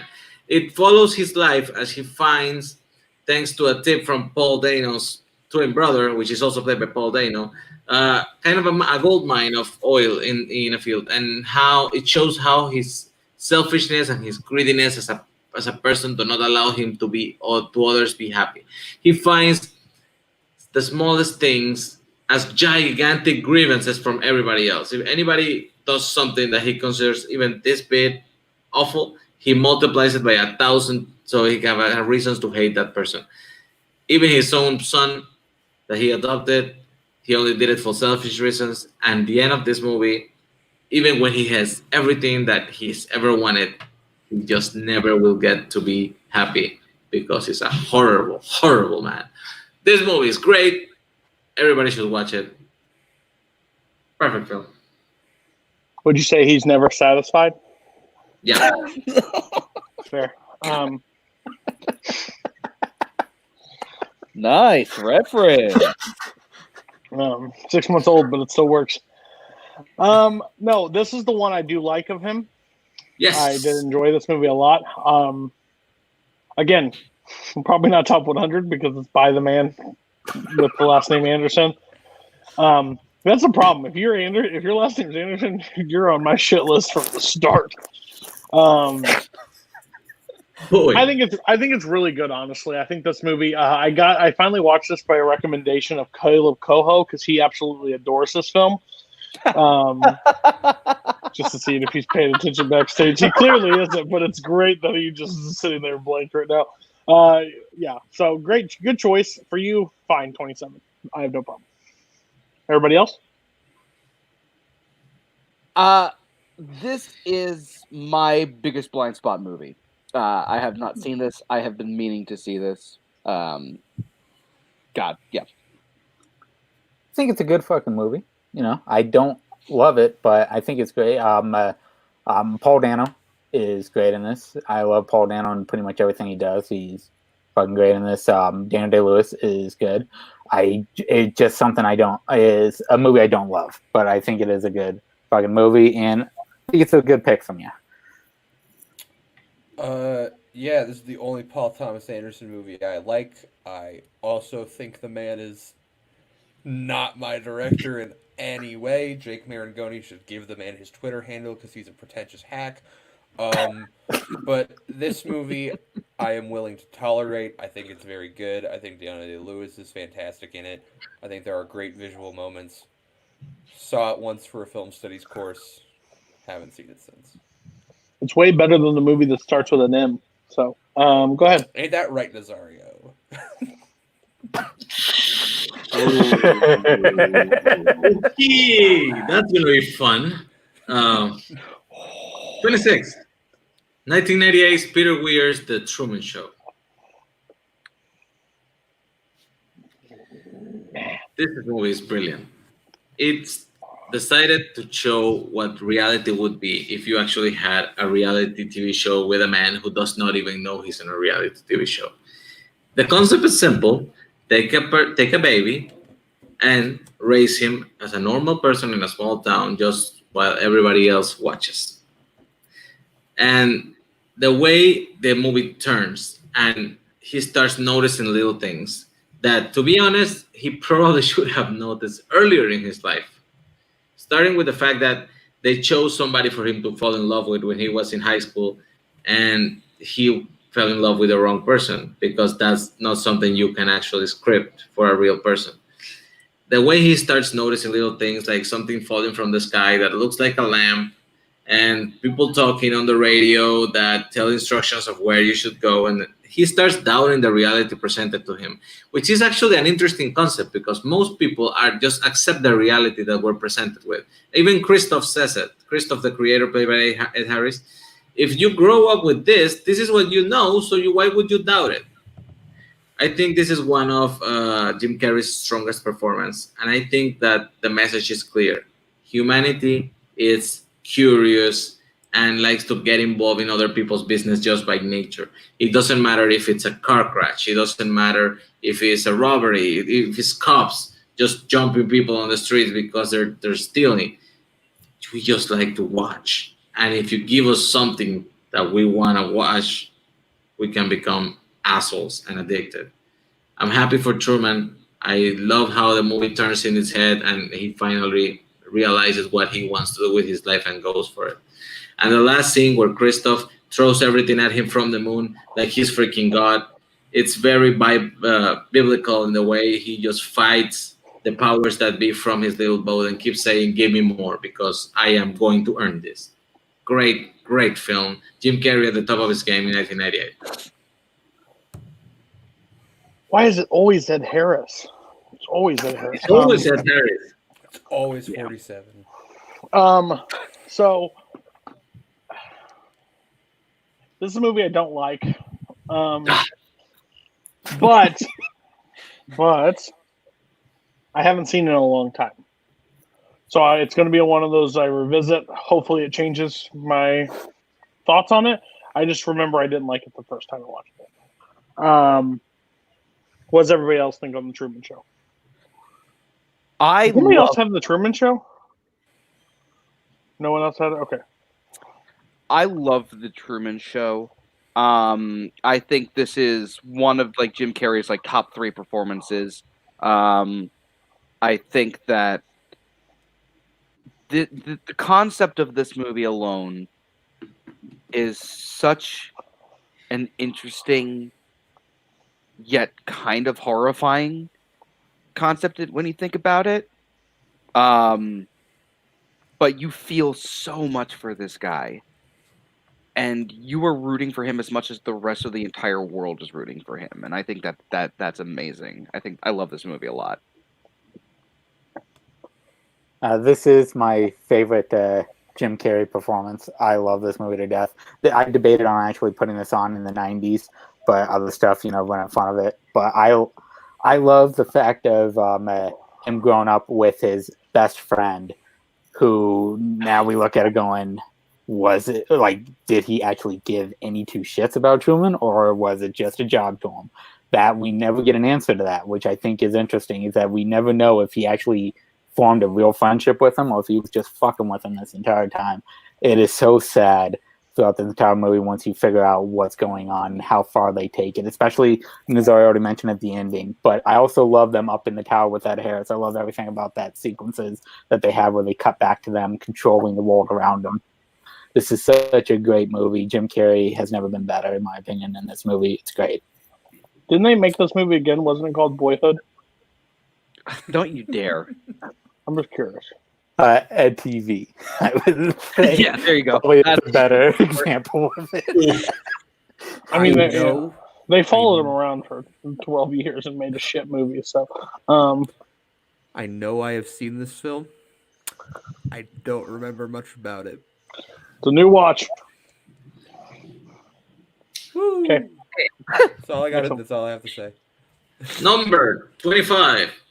The best Christmas movie ever made. Joe Dantes' Gremlins.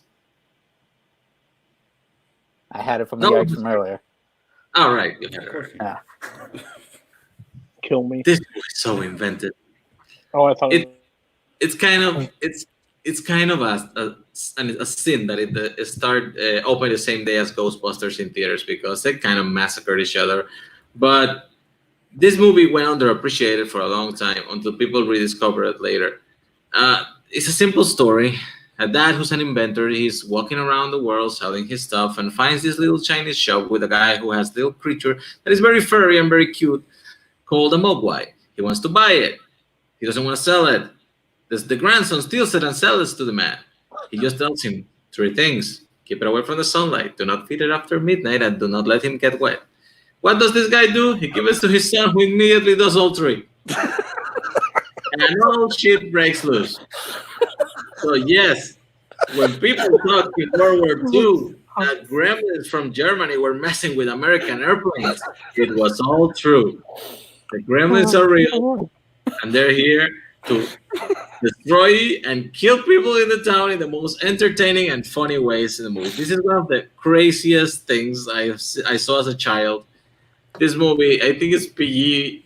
It's PG, and you have like a mom getting a gremlin into a blender, and until this day, I still do not understand why the girl was attending the gremlins in the bar like they were fucking patrons, like getting beers for them and like getting like cigarettes. What is happening? The movie's great. It's the best use of Snow White out of actually watching Snow White. And if you really want to have a great fun, put this on and enjoy your laugh after. It's gonna be great. I cannot top what Nazario has said. He fucking described it perfectly. It is such a wacky fucking concept, and they pull it off brilliantly. I love the first and second one back to back. They're fucking incredible double feature to watch back to back. Phoebe Cates is so great in her fucking role in it. But yeah, like Nazario said, 3 fucking things you're not supposed to do. They fucking do it right away. Corey Feldman has a very fun part in it. He's great in the very small role he has in it. This is such a fun movie. Zach Galligan, I think is his name, is a star. He is so fucking fantastic in this movie. And dude, this motherfucker on Twitter, he constantly brings up screenings of, I've never seen somebody so attached to a movie before that wasn't the director. It's so incredible how far he takes his love for it and expounds that love to everyone else. It's great. Man, I would have hated that weekend in '84. So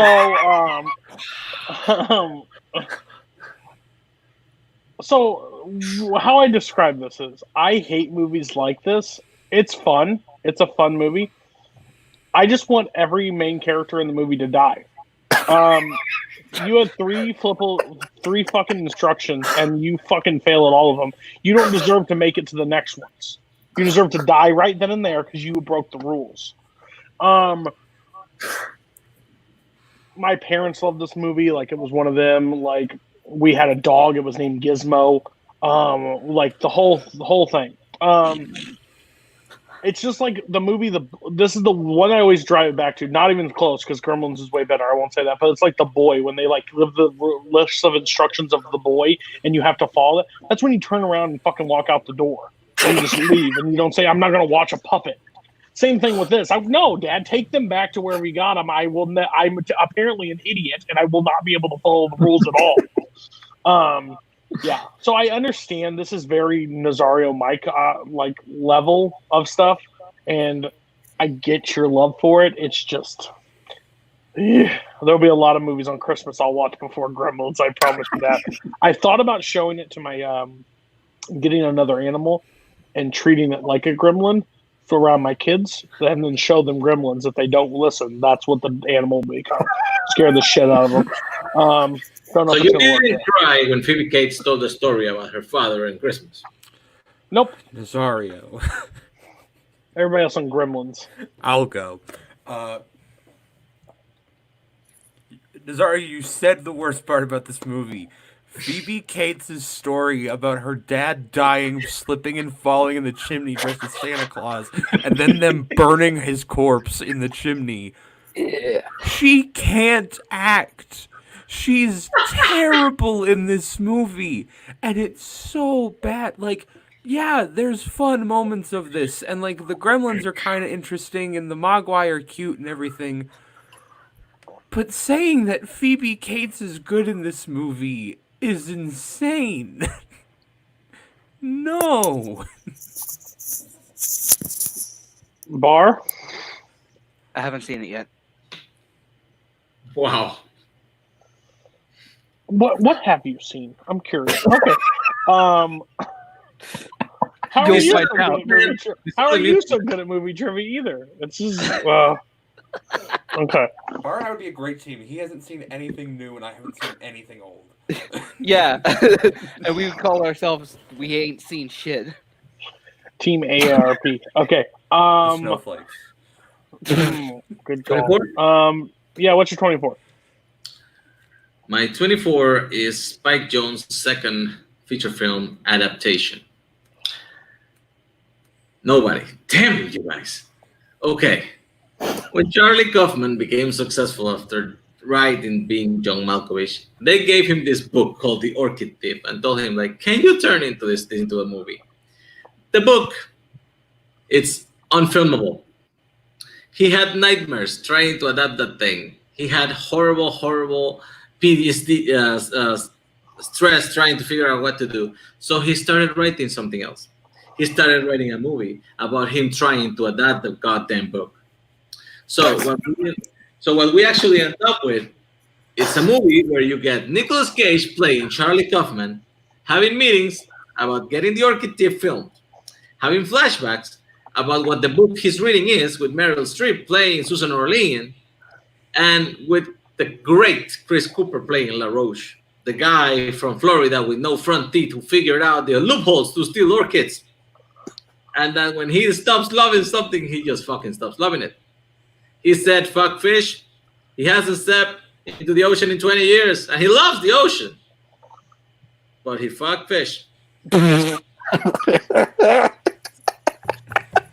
So the point is, the movie is so inventive. It shows the process of being a writer, how difficult it is to adapt, how you make these weird little things with yourself. Like, I need coffee right now, but I haven't written enough. 3 more pages, and I'll reward myself with coffee and maybe a muffin. It's kind of brilliant that way. And also, he invented a brother who doesn't really exist, Donald Kaufman, who is also played by Nicolas Cage and appears in the movie. And he's taking all the wrong ways to do screenwriting. He took a writing course. They were going to put more actions in movie. And at 2/3 into the movie, and Donald tells him he sold his screenplay for millions of dollars, Charlie Kaufman just breaks down and says, you know what? You take over from here. And the way the third act of that movie develops is so goddamn meta. It's so deliciously meta about the things that were mentioned and explained during the first part of this movie that I mean, if you go to a movie with someone who's taking that third act seriously, that person is a moron. Take it the way it's supposed to be. Meta. Beautiful, perfect movie. Just stop talking. This would be best. I'm really upset because this is the one that I've tried to find.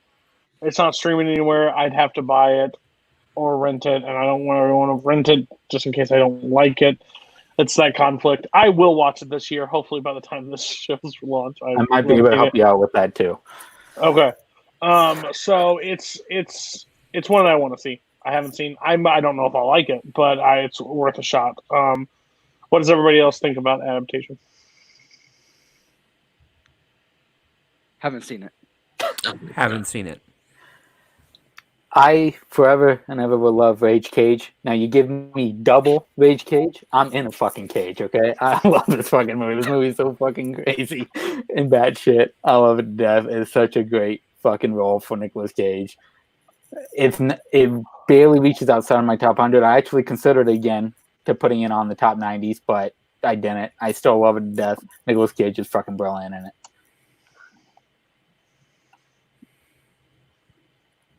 I'm so sad and disappointed with you guys. Right. Bar. What's your 23?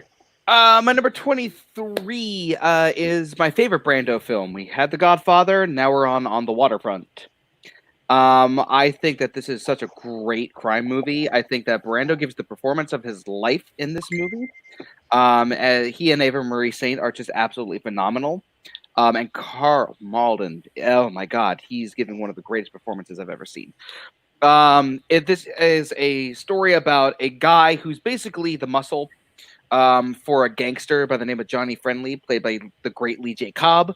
And he kills a guy, and he falls in love with the guy's sister, and he starts to like turn, and he becomes like a whistleblower, not a whistleblower, but like well, yeah, a whistleblower and a rat essentially, and having to deal with that plus the relationship with the dead guy's sister, and this priest who is trying to convert him into like being a better person. And it is such an amazing movie. The Johnny Friendly is one of the greatest villains of all time because the way that he just throws his weight around, and then once everything starts crumbling underneath him, the things that he does in order to try to regain everything that he has is just really well told. This movie is incredible. It's one of my biggest blind spots. I've never seen this film. I think you would really like this movie, Cody. I probably would. It's 50s, it's crime. I'd give it a shot. Hopefully I'll see it by the end of 2020. What does everybody think on The Waterfront? Haven't seen it. I enjoyed it. I haven't watched it in years, so I definitely have been wanting to rewatch it. I just haven't been able to find it anywhere on any streaming service, but I'll get to it. I watched this for the first time earlier this year. I think it's... I don't love the movie as a whole, but I think the performances in it are fantastic. Yeah. All right. Mike, what's yours? Okay, let's get this over with. The World's End. Yikes. Well, you knew that pretty quick. Okay.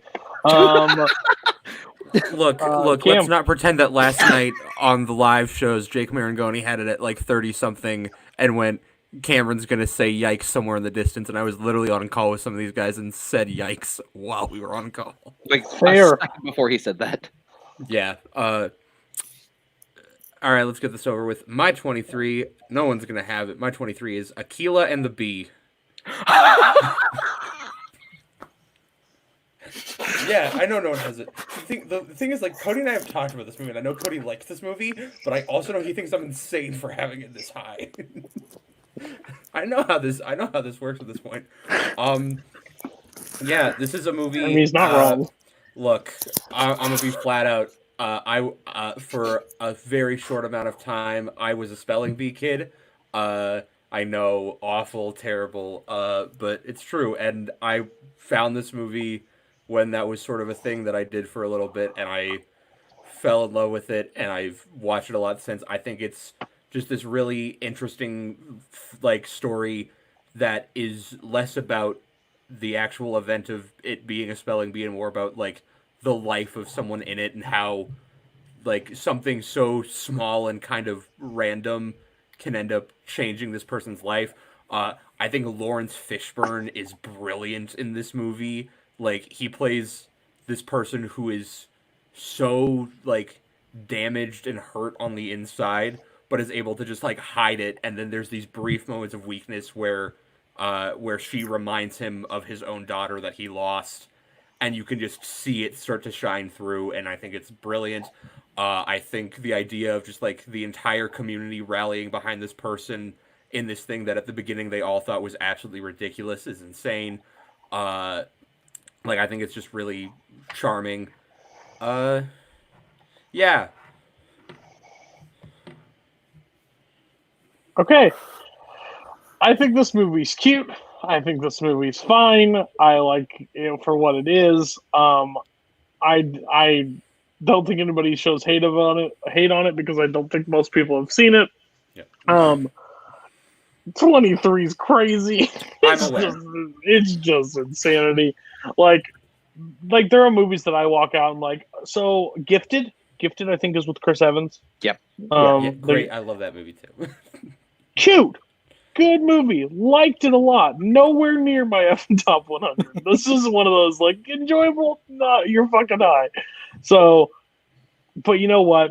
If you had Footloose higher than Akeelah and the Bee, I would probably have some issues with you. So you know what? I'll give you some credit, but yeah, 23. Yikes. And Look, not in the good way. at this point, we have to stop assuming that I'll make any rational decisions and just be okay with that. Facts. What does everybody else think about Akeelah and the Bee? I've never seen this movie, but I can already I'm tell shocked. you that it's way too high on your list. You know, if we sat here and you would have said, I've seen Akeelah, and you do have the other movies you list, I'd be like, you have more issues than anybody else. I have seen this movie. I like this movie. But like Cody said, insanely high. Actually, this movie came kind of around the same time that the Richard Gere movie came about spelling bees called Bee Season. I don't know if you guys seen that one. That one was a little more like it had kind of a little supernatural element on it, but I found it more intriguing than this one. Akeelah and the Bee is good. I prefer Bee Season myself. I pretty much agree with Cody and Nazario. If it had the devil and he was doing the spelling bee against her, maybe I'd like it more. But yeah, it's a cute movie. Yeah, if she would like answer the final word and then a dragon would have shot down and just burned everybody effing alive, love it. Especially if you saw the skin melt. Nazario, what's your 23? I'm looking up this bee season movie, and Mike's like not joking. It's about a girl who does spelling bees and also gets like possessed by the devil. What? What do you mean? Yep, sounds like a Mike film. Yep. Come on. I'm scared. Number 23 for me is Nicholas Winding Refn, Drive. This movie, it's a showcase of actors. Everybody here is some top notch. Ryan Gosling as the driver, who does stunts for movies, but his actual job is like being the driver for like people who are going to pull off heists. Karen Mulligan as the girl he's interested in, but is actually married to Oscar Isaacs. Bryan Cranston. Albert Brooks shows up here as a gangster, which is associated with Ron Perlman, and it's amazing. It's a really short, simple story about a heist that went wrong and about being involved with the wrong woman. But everybody, it's so into their roles that you get to identify with every single one of these characters. And even the part where the murder that happened with Albert Brooks, you can tell how much it pains him to do that because he was his friend and he didn't want to, but because of business reasons, he has to. And the relationship with Carey Mulligan and Ryan Gosling, it's so just subtle about how it develops that they only share one kiss in the whole movie, one kiss, and it envelops a whole relationship with everything else they do. Everybody's great in this film. I saw this movie when I was in Europe for my honeymoon in a theater in London, and it was amazing.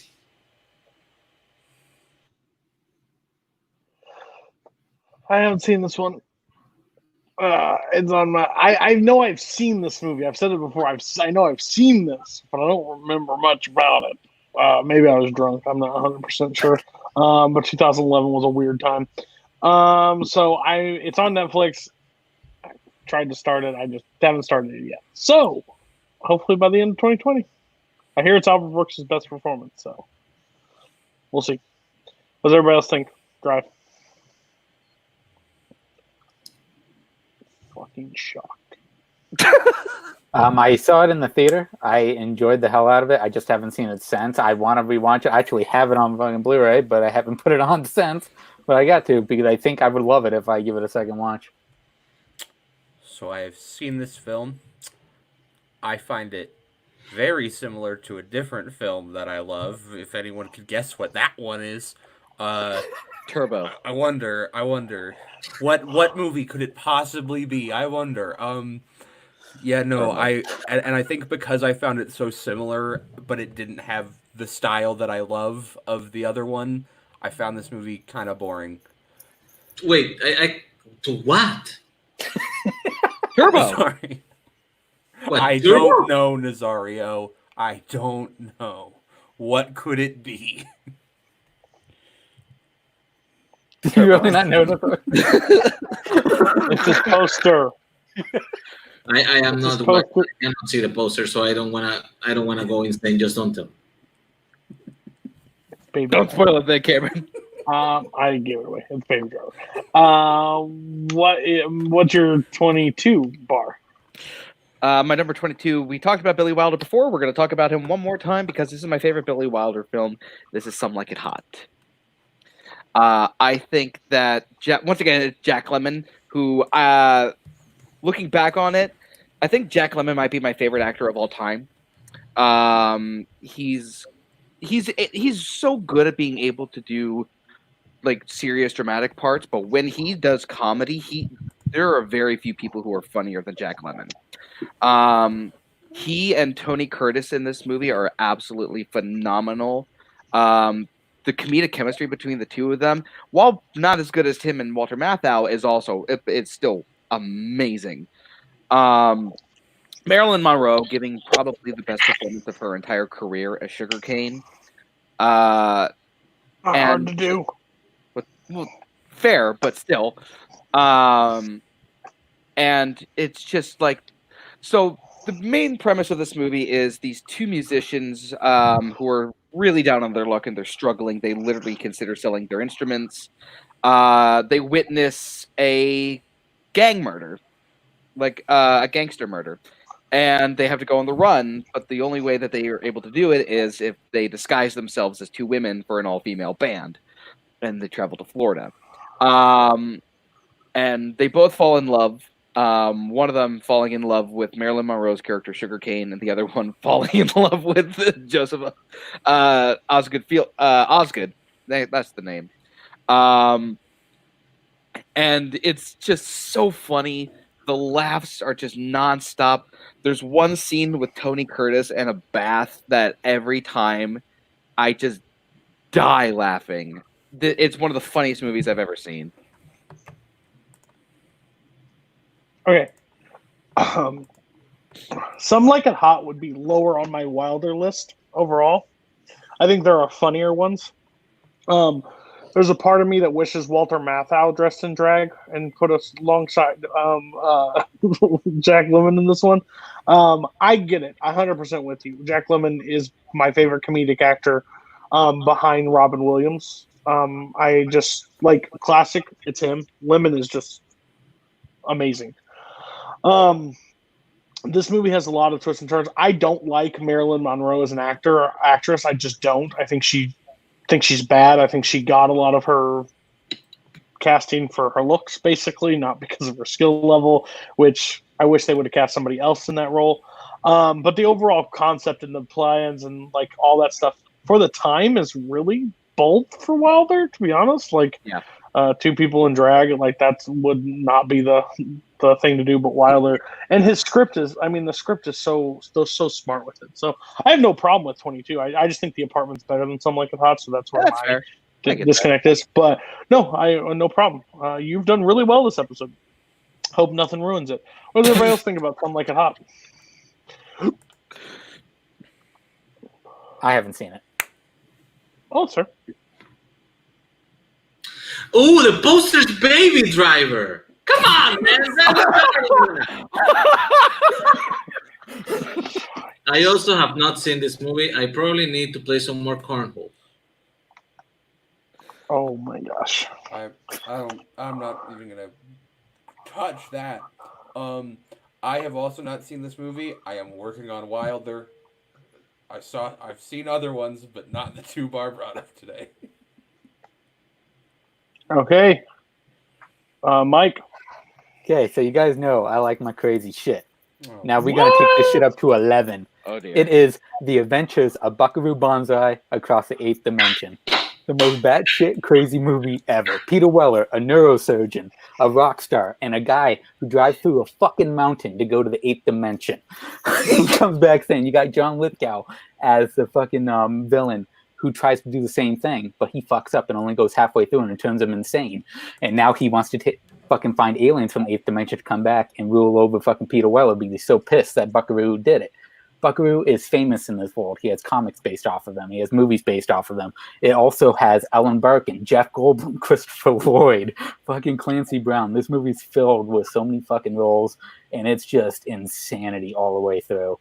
Like I don't know what the hell they were thinking when making this movie, but the moment I saw it, I fell fucking in love with it. It is so batshit nuts. John Lithgow is completely insane in this.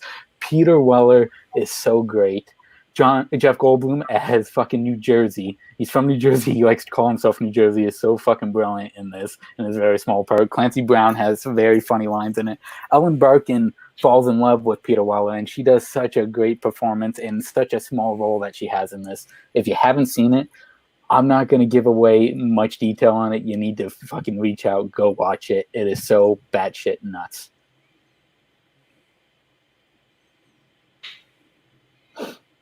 And you've destroyed Cody. So I heard a dumb league made this in Geek. That's all I know about this movie. They put it in the Geek. It's called Geektacular. It's not around anymore. It may be at the end of December. The Buckaroo Banzai is back. But I looked this thing up, and if I could, there's a lot that you could describe as not Cody movies. This could honestly maybe be the poster. So I'm going to pass. What does everybody else think about Buckaroo Banzai? Haven't seen it. Haven't seen it. Just going to put this up on my wall. I saw this movie when I was like 8 years old. I just remember it was insane and crazy. I never have watched it again, but definitely a Mike film. I think that's a compliment. Don't take offense to it. Yes, it is. Yes, fucking it. Yeah, I know. Cam, what's your 22? My 22. Cody hates this director, but I hope this is the one he likes. 22 is the Grand Budapest Hotel. Hey! I picked the right one. I also had this earlier on. Yes. No one cares. I will say, full disclosure, I rewatched this after we started filming this. It's too high on my list, but we can't really change that now. What the? What? Oh, man. Oh, my God. Oh, brilliant. Look, it would still be on my list. It would not be 22. But I do still really enjoy this movie. I like Wes Anderson. I think his directing style is just something that works for me.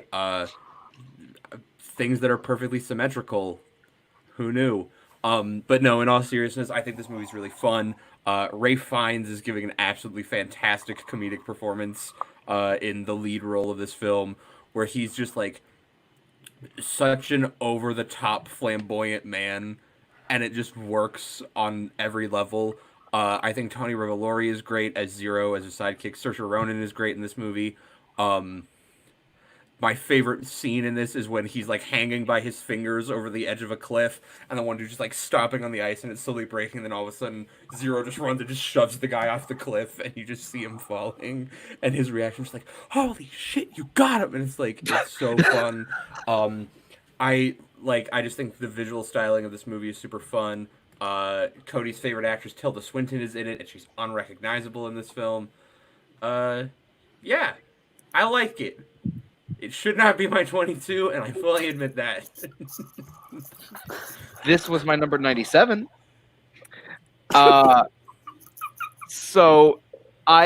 This is probably Wes Anderson's most accessible film, in my opinion. I know some people said that about the Royal Tenenbaums, but this is the one I think actually fits that bill. I think that what really helps this movie be as good as it is the framing. The fact that F. Murray Abraham is playing older Zero, recounting the story to an author, really actually gives this movie a lot more charm. I think that Ralph Fiennes should Wait, that's the insurrection guy, right? I swear, Nazario. Now I am bad.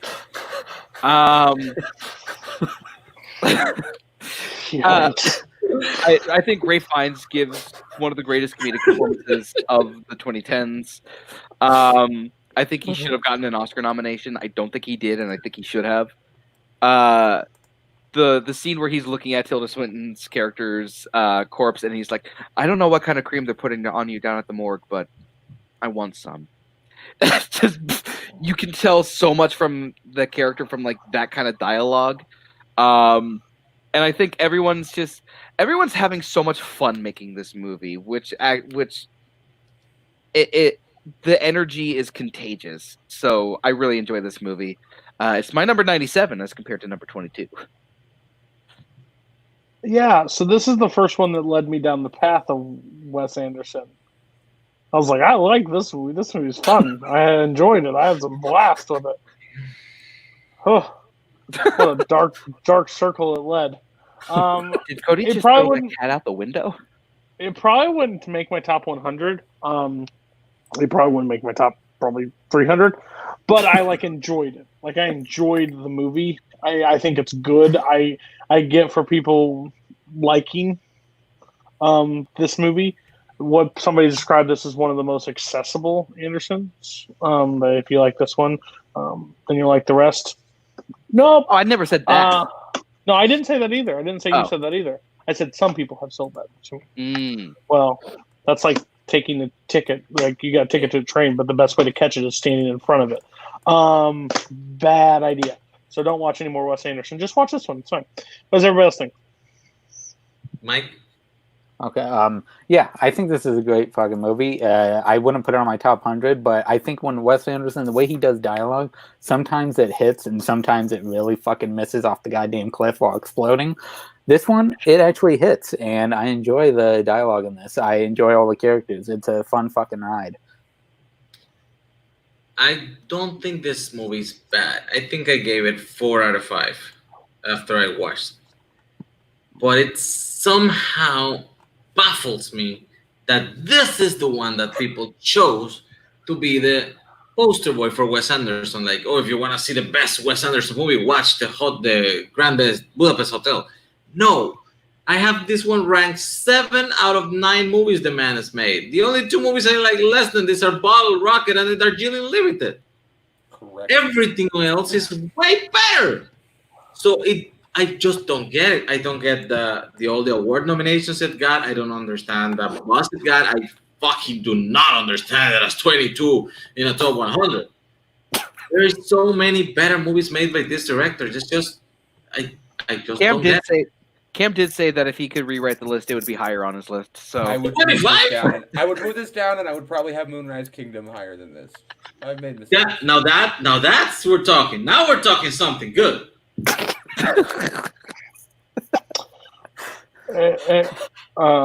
Mike, did you talk? Yeah. Yeah, okay.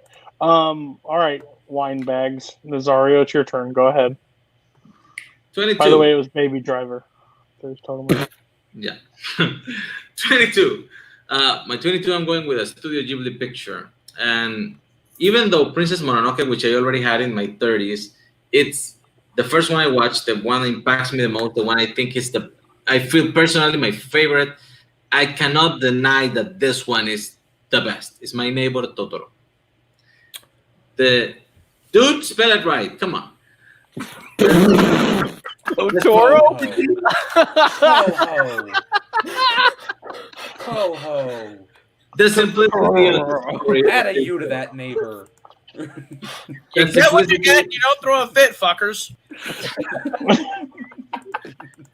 This story is such a simple, innocent tale of a dad with two girls that moves into the countryside to be closer to the hospital where their mom is sick and trying to recuperate, and how these two girls just play and investigate the forest that is behind their house and all the magical creatures that they find there that may or may not exist because it's told from the point of view of a child's imagination.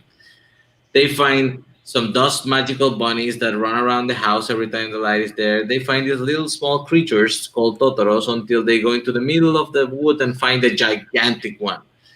They go to the bus station and sometimes the bus comes and sometimes a cat that is also a bus comes flying through.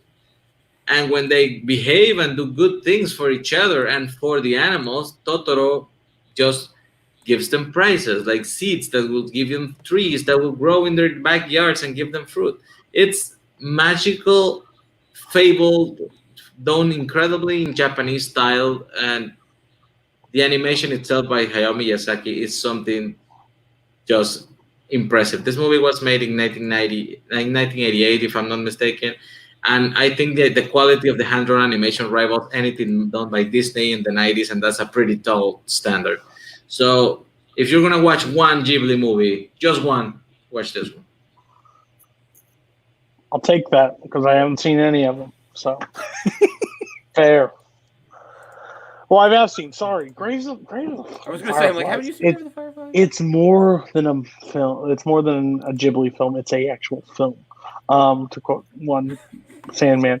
What does everybody else think about this? I haven't seen this movie in a while, but it is absolutely delightful film. I think that this movie is the utter most perfect definition of just a sweet, sincere, charming movie. I'll go. This was really, really close to making my list. I love this movie. I think it's adorable and charming. I think in a very weird way, doing a double feature of Grave of the Fireflies first and then this is really good because they were released in the same year, and it's basically, the most depressing Studio Ghibli film ever made that will make you cry, and then just this really charming, like, happy movie and both of them focus on, like, the relationships between siblings and everything. Cat Bus is awesome. Cat Bus is better than Totoro, and I will argue that forever, but I like this movie a lot. I haven't seen it. Like any other studio, even though I lied for like a year, saying I've seen all these and I can answer every question. No, I have not seen them. That's what we need to do on M-Ranked. The movies that you've lied about seeing to save face in this community instead of dying under the hammer of people. Yeah. Okay. Yeah, that was great. Love it. Everything about it. What the fuck is that movie? All right. The moment we've all been waiting for. The Pride of Creed 2. Go ahead, Andrew Barr. Hey, Hey Cody, remember all the great movies that I had on my list? Yeah, you had them. You had them lower than this film. Yeah, but I remember how I'm the only person who had The Godfather. Yeah. And I'm the only person who had The Apartment. Oh yeah. I'm the only person who had Amadeus too. Like, oh my god! yeah. And I also added the Yeah. French fry to it. Yeah. Yeah. And remember how the episode of this this part of the series is called Favorite Movies? Yeah. My number 21 is Legally Blonde. Yeah! That is a yikes from earlier.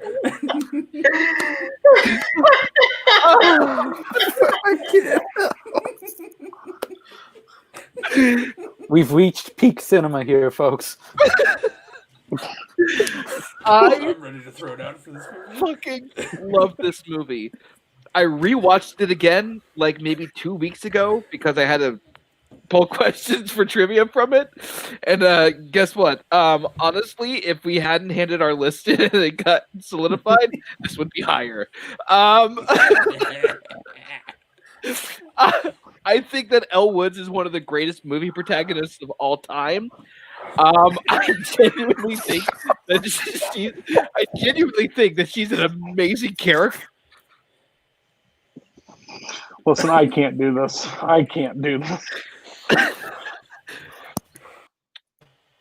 No, don't even put him back in the spot. He doesn't deserve his spot. Continue on. Now you're so messed up. Nope. I genuinely think so fucking mad right now. I told you didn't have to put me on. I genuinely think that this movie is absolutely hilarious.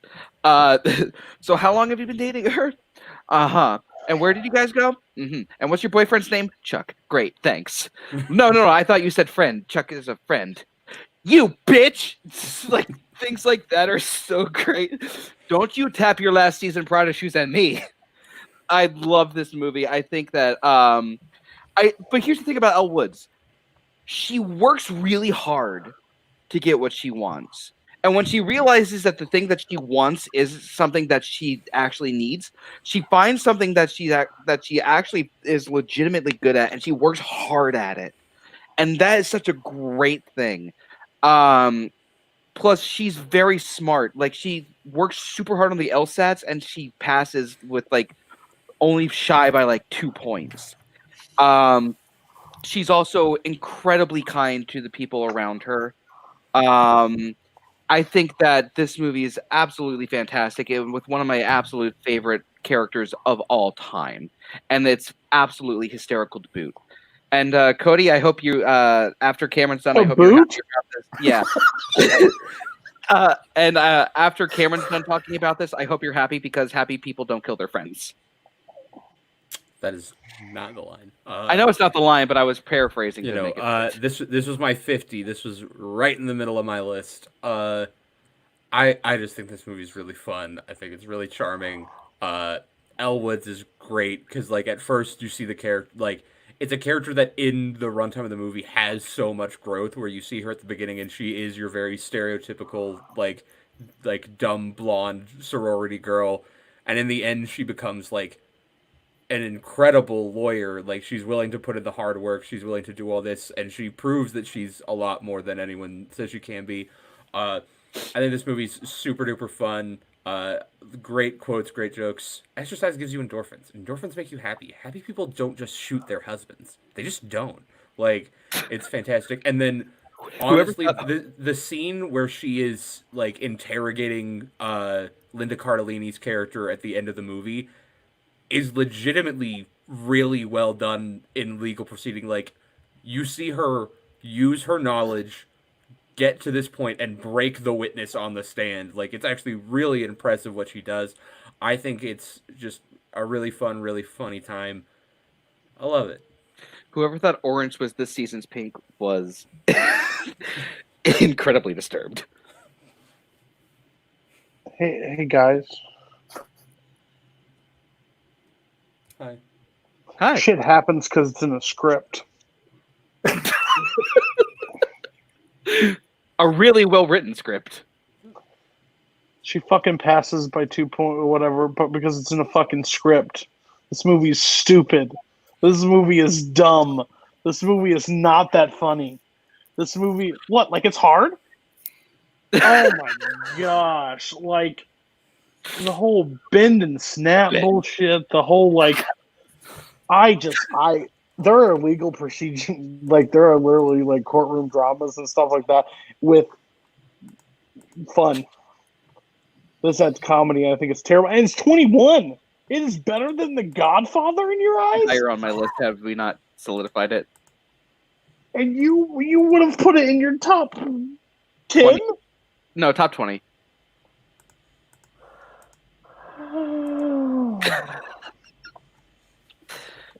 Hey, remember, I'm the only person who had both of the Godfathers on their list. I don't care anymore. You put this higher than the Godfathers. The Godfather's a better movie. You also put this higher than Some Like It Hot, which is funnier. Oh my gosh. Fuck, I'm fucking speechless. I have fucking nothing. I have nothing. This is a bad decision. This is honestly the 21 spot of the movies you've had. I expect things from Cam. He had Footloose. He had some shit. Like he has some definitely Cam. You have some like great films, and you literally said, "You know what? Fuck it. I'd rather put on Elle Woods." And what's that one actress that plays her annoying fucking friend in this movie? Jennifer Coolidge. Huh? Jennifer Coolidge. Is that the Ben and Snap girl? Yeah. Yeah. Fucking kill me. Like, God. It doesn't even fucking have musical numbers. I expect that shit from you. The Bend and Snap scene is kind of a musical number when you look at it. And to be fair, Legally Blonde was adapted into a great stage musical. No, the stage that's fine. I mean, that's fine if you want to say that, but that's not what he picked. He picked the actual movie. Nazario, Mike, you've just entered like Graceville for the rest of time right now. Yeah, I got saved. Why did you not have this fucking gym 22 on 22? I want to thank Andrew Barr for this. I mean, I haven't laughed so hard in a long time. It was a great Definitely joke. not when you watch this. It was an amazing joke. So please tell us your real 21 now. It is Legally Blonde 2, Red, White, and Blonde. Don't you dare put that evil on us. It's funny, I guess. What the hell is it doing in this list? I have no fucking clue. Yeah, I'm with Nazario. It's fine, but damn. It just doesn't even fit you. Like, you are like so pretentious in most of your picks. You're like, guess what? I just dropped like the Joe Dirt of picks at this point. Like, what don't you dare compare this to Joe Dirt. Yeah, Joe Dirt's better. Joe Dirt's better than this. Go on, Mike, to your next one. Okay, mine. Yeah, I share the name with the man, so I got to have it on here. It's John Carpenter's Halloween, which I think was yikes from somebody. Yeah. Okay. Me. Yeah, I think this is my. This is definitely my favorite slasher movie. Michael Myers as a character in this one with Loomis is fucking incredible. I love the opening of the tracking shot through the house, just following young Michael Myers until he does the kill. But the favorite thing about this is people have brought it up in the past, which is hilarious. They go, "How the fuck did Michael Myers learn to drive?" You see in one shot, you see a faraway shot of him driving and looking at somebody, and it drives past their way. Who the fuck taught this guy to drive? I'll teach your ass how to drive. You fucking pure evil, but I'll teach you to drive fine. No, but the way Donald Pleasance plays his role is fucking incredible as Loomis. The way he describes him as pure evil is incredible, because that's what I hated about the Rob Zombie movies, especially, is that they gave away why he is evil. No, fuck that. He is just pure evil. You don't need a fucking reason why this dude's evil. He loves to fucking kill people, and he's going after Laurie because fucking saw her. Like, despite the sequels, this is before she was a sister. No, he fucking saw her. He went, "I'm going to kill you, and I'm going to kill everyone around you." The scenes of death in this, like him strangling her with the phone cord in the fucking car with Annie. They're all fucking incredible, and it ends so fucking brilliantly with out the window, and then he's just fucking gone, and it just ends. I love it. Jamie Lee Curtis is incredible in this movie. I think this is her best role for sure. She's so great in this. Little kids are fucking great for what they have to deal with. Yeah, they're screaming the majority of the time, but showing the fear that they have for this big motherfucker chasing them is fucking scary. It's a great fucking movie. And this was my number 35. I think that what John Carpenter did with this movie was incredible. Mike talked about the opening sequence where it's tracking through the house through Michael's eyes. I think even the name of his character in this, it's just the shape. Like, that just gives you such a great idea of this character. I think that I don't normally talk to the screen when I'm watching a movie, but during the Annie sequence where like she's getting killed, I'm like, don't you fucking go in there. Where the fuck are you going? Fuck back. No, go back and watch the fucking movie. Like, it's incredible. Yeah, this movie's fantastic, and I agree. Jamie Lee Curtis, probably her best role. So I'm not a horror fan, but this series, like, there are two like franchises that have pulled me in, and I will watch pretty much any of them. It is Saw, and it is this one. Get what you want. Saw is not great, but like Halloween, and there are some real bad ones from Halloween, but overall, Halloween is awesome. This first one is incredible. I was really excited when the sequel came, the one that just recently came out. Like, I was really excited for it. It didn't live up to all the hypes I wanted, but it's still really cool. But I'm with you on this one. I hated how they did. I hate the concept of tell me why the serial killer is a serial killer. No, just make him the serial. Like, that's the whole point. I don't want to know why he becomes a serial killer. That's a less interesting story to me. And just how he just goes after and just kills. He is brutal. He's weird. That mask. I've had nightmares growing up where you just see the mask in the window and just look back and nothing's there. The music, the score in this is the top 10 score of all time for me. I just think it's incredible. I also hate around Halloween time where people have it as their ringtone because what the fuck are you thinking? That's just stupid and terrifying for me. I just don't want to ever hear that when I'm like at the bank and what the fuck is he here? Like, fucking kill me. I'm just trying to get some money. So no, great choice, especially for you, 21. This Michael passes all. Jason, Freddy, I don't care who they are. He is top tier. He is the ace in the hole. So well done, 21. Great spot. What does everybody else think about the original Halloween? I have actually seen this movie. I mean, it's horror, so it's not really my thing. I think my big thing with this movie is, like, it was very hyped up for me going into it, where people were like, oh, Michael's so scary and all this. But growing up, like I saw this for the first time last year, and I think being my age when I saw it and growing up in my era, horror has gotten a lot crazier and a lot more depraved. And so a movie where it's just kind of a guy in a mask with a knife, to me, I wasn't really that scared, because I was like, I've seen way more depraved things in movie trailers or all the Saw movies now, and those movies make me want to cry. Want to play a game? Look, trick or treat, motherfucker. I'm willing to watch Spiral, but Halloween, not for me.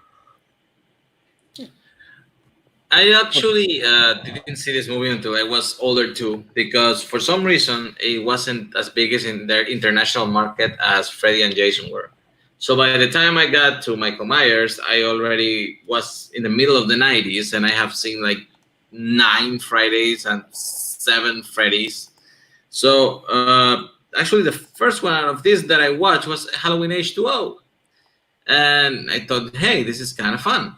and then I started watching it not in the right order because there is no fucking way to watch this series in order. But eventually I got to Halloween, and the original, like Cam said, actually, it felt slow, it felt simple for what you've grown accustomed to. That said, it was still a great fucking movie.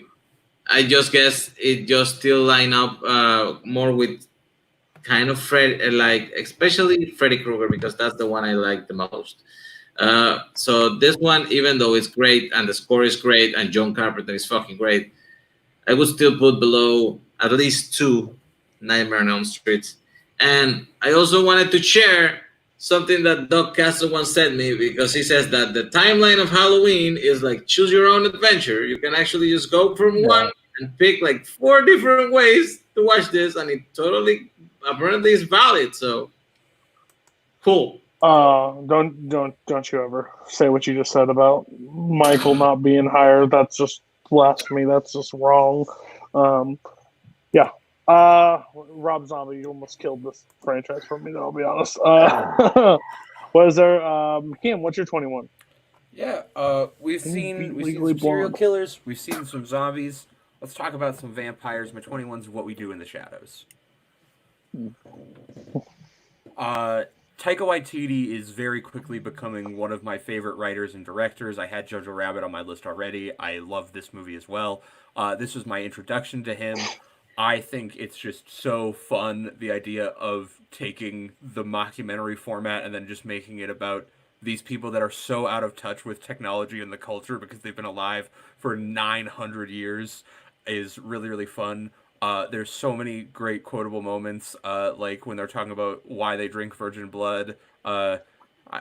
Basically, the way I like to think of it is, if you're going to eat a sandwich, you'd like it better if you knew that no one had fucked it. It's a great line. Werewolves, not swearwolves is really fun.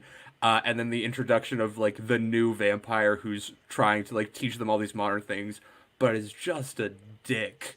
Like, he's just an idiot, and he's running around and being like, hey, everybody, I'm a vampire. I'm a vampire. And then, of course, what happens that night? A vampire hunter breaks into their apartment, kills the one vampire in the basement. And it's such a hilarious scene. And then you see, like, the police come to their house the next day, and it's just so awkward and uncomfortable and tense. I think everyone's giving a fantastic comedic performance. I love Taika Waititi in this. His voice is just so ridiculous and so fun. I love this movie. I love, like, I'm willing to watch anything Taika makes at this point. Okay. I have not seen this movie yet. I don't know if I'll like it or not. I hope I like it. I've liked Taika so far, so I'll wait on that, but I have not seen this one. What does everybody else think about this movie? Ooh. I love this movie. Like, this is in my top favorite comedies of the 2010s. It's an amazing fucking movie. In a couple more rewatches, it'll probably hit my top 100. I love this movie. Like what Cam was saying about the new vampire going around saying, I'm a vampire, I'm a vampire. Then he goes to the vampire hunter. He goes, I'm a vampire. He goes, I'm a vampire hunter. He goes, fuck off. And then what happens after is fucking incredible. I love it, man. Such great comedic fucking timings in this movie. The documentary crew, how they use him in this movie is fucking awesome. The cops are fucking great. Peter the vampire is incredible in the very small role he has. Yeah, this movie's hilarious. I love it. I haven't seen it. I actually only have seen 2 Taika Waititi movies, Thor Ragnarok and Jojo Rabbit. Fair. All right. Close it out, Nazario. Feel like we've been here for 7 years. My 21 is Larry Clark's 1995 film Kids. Okay. This is actually a very raw movie about teenager lives in the 90s. It basically follows this guy, Telly, and his best friend, Casper, about a normal day for them in New York City, which is basically just hanging out, doing drugs, having sex, unprotected, like most kids believe that nothing will happen to them. Actually, Telly's whole life idea to have protected sex is only have sex with virgins once because he's an asshole. But he's also a real kid. He also interacts with a group of girls played by Chloe Sevigny and also in her first film role, Rosario Dawson. The movie takes a turn when Rosario Dawson, who's afraid that she might have gotten AIDS, wants to have her test done, but doesn't want to be alone. So she convinces Chloe Sevigny to go with her. And Rosario turns out to be negative, but Chloe turns out to be positive. And the only person that she has had sex with is Telly, who's played by Leo Fitzpatrick, which is actually a great actor that made some interesting movies in the 90s, but then kind of disappeared. And then the movie just follows all these characters in their different quests. Telly trying to hook up with a new girl who's a virgin to see, because that's his thing. And Chloe Sevigny trying to find him to tell him that he's sick and she's sick, and they have to see how they're going to deal with the rest of their lives. It's very raw. It's very, very strong. I saw it as a teenager, and it was kind of not made for me, but yet it was, because it's an R-rated film.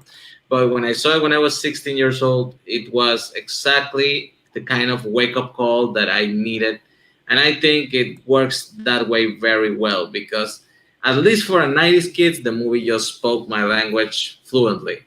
And damn, it wasn't scary. He has done other movies. Larry Clark also did Bully, which is also a brilliant film that everybody should watch if they get a chance. He's also done some other things people call perverted and not as great, but this one is great. Written by Harmony Korine, which is also a great underrated screenwriter.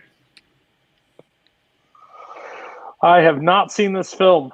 It sounds interesting though, so I may give it a shot. Has anybody else seen Kids? I've seen it.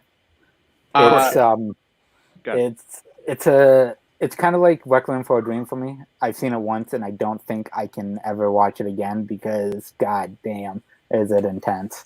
It's a great fucking movie. I understand why it's on his list, but it's very hard to rewatch that movie.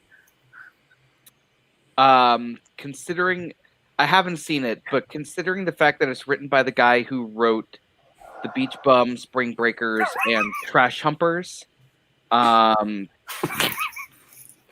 might just skip over this one. He also wrote Gomo and Julian Donkey Boy. Yeah, I may skip over this one. What did he write? I didn't see those on his writing credits. I've got one word for you, Nazario. One word. Drop it. Hashtag snowflake. Teenagers in the 90s think they're special? What the hell? No. They're their own individual thing. Them having distinct personalities? No. You don't get to do that. Snowflake Brigade. Okay. I know Julianne Hough. So you're telling me I should go watch Spring Breakers? Okay, anyways. Okay, so we made it. This is long. It's going to get longer. This is 240, and we're not even in the top 20. So, everybody's list this week, if Koho's still alive, Barr lost. He thought he was going to win. He lost. He lost. He put Royal Tenenbaums in Legally Blonde. Leave It Legally Blonde over Some Like It Hot on the Waterfront. I haven't seen it, but it's better. The Godfather, Amadeus, The Apartment, and The Princess Bride. You want to punch me clearly in the face? Because you did. That's like literally saying all these things like your wife comes to you and goes, I love you, you're caring, you're sweet, blah, blah. I also fucked the mailman. The fuck? I thought you loved me. Mike Hanley is better than Barr whiplashing Cody.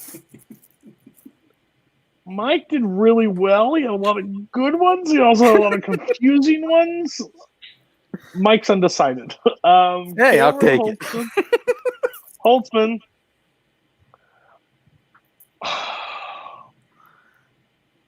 No, you don't win either. You win either. I don't know if I can give anybody the win today. This is a rough one.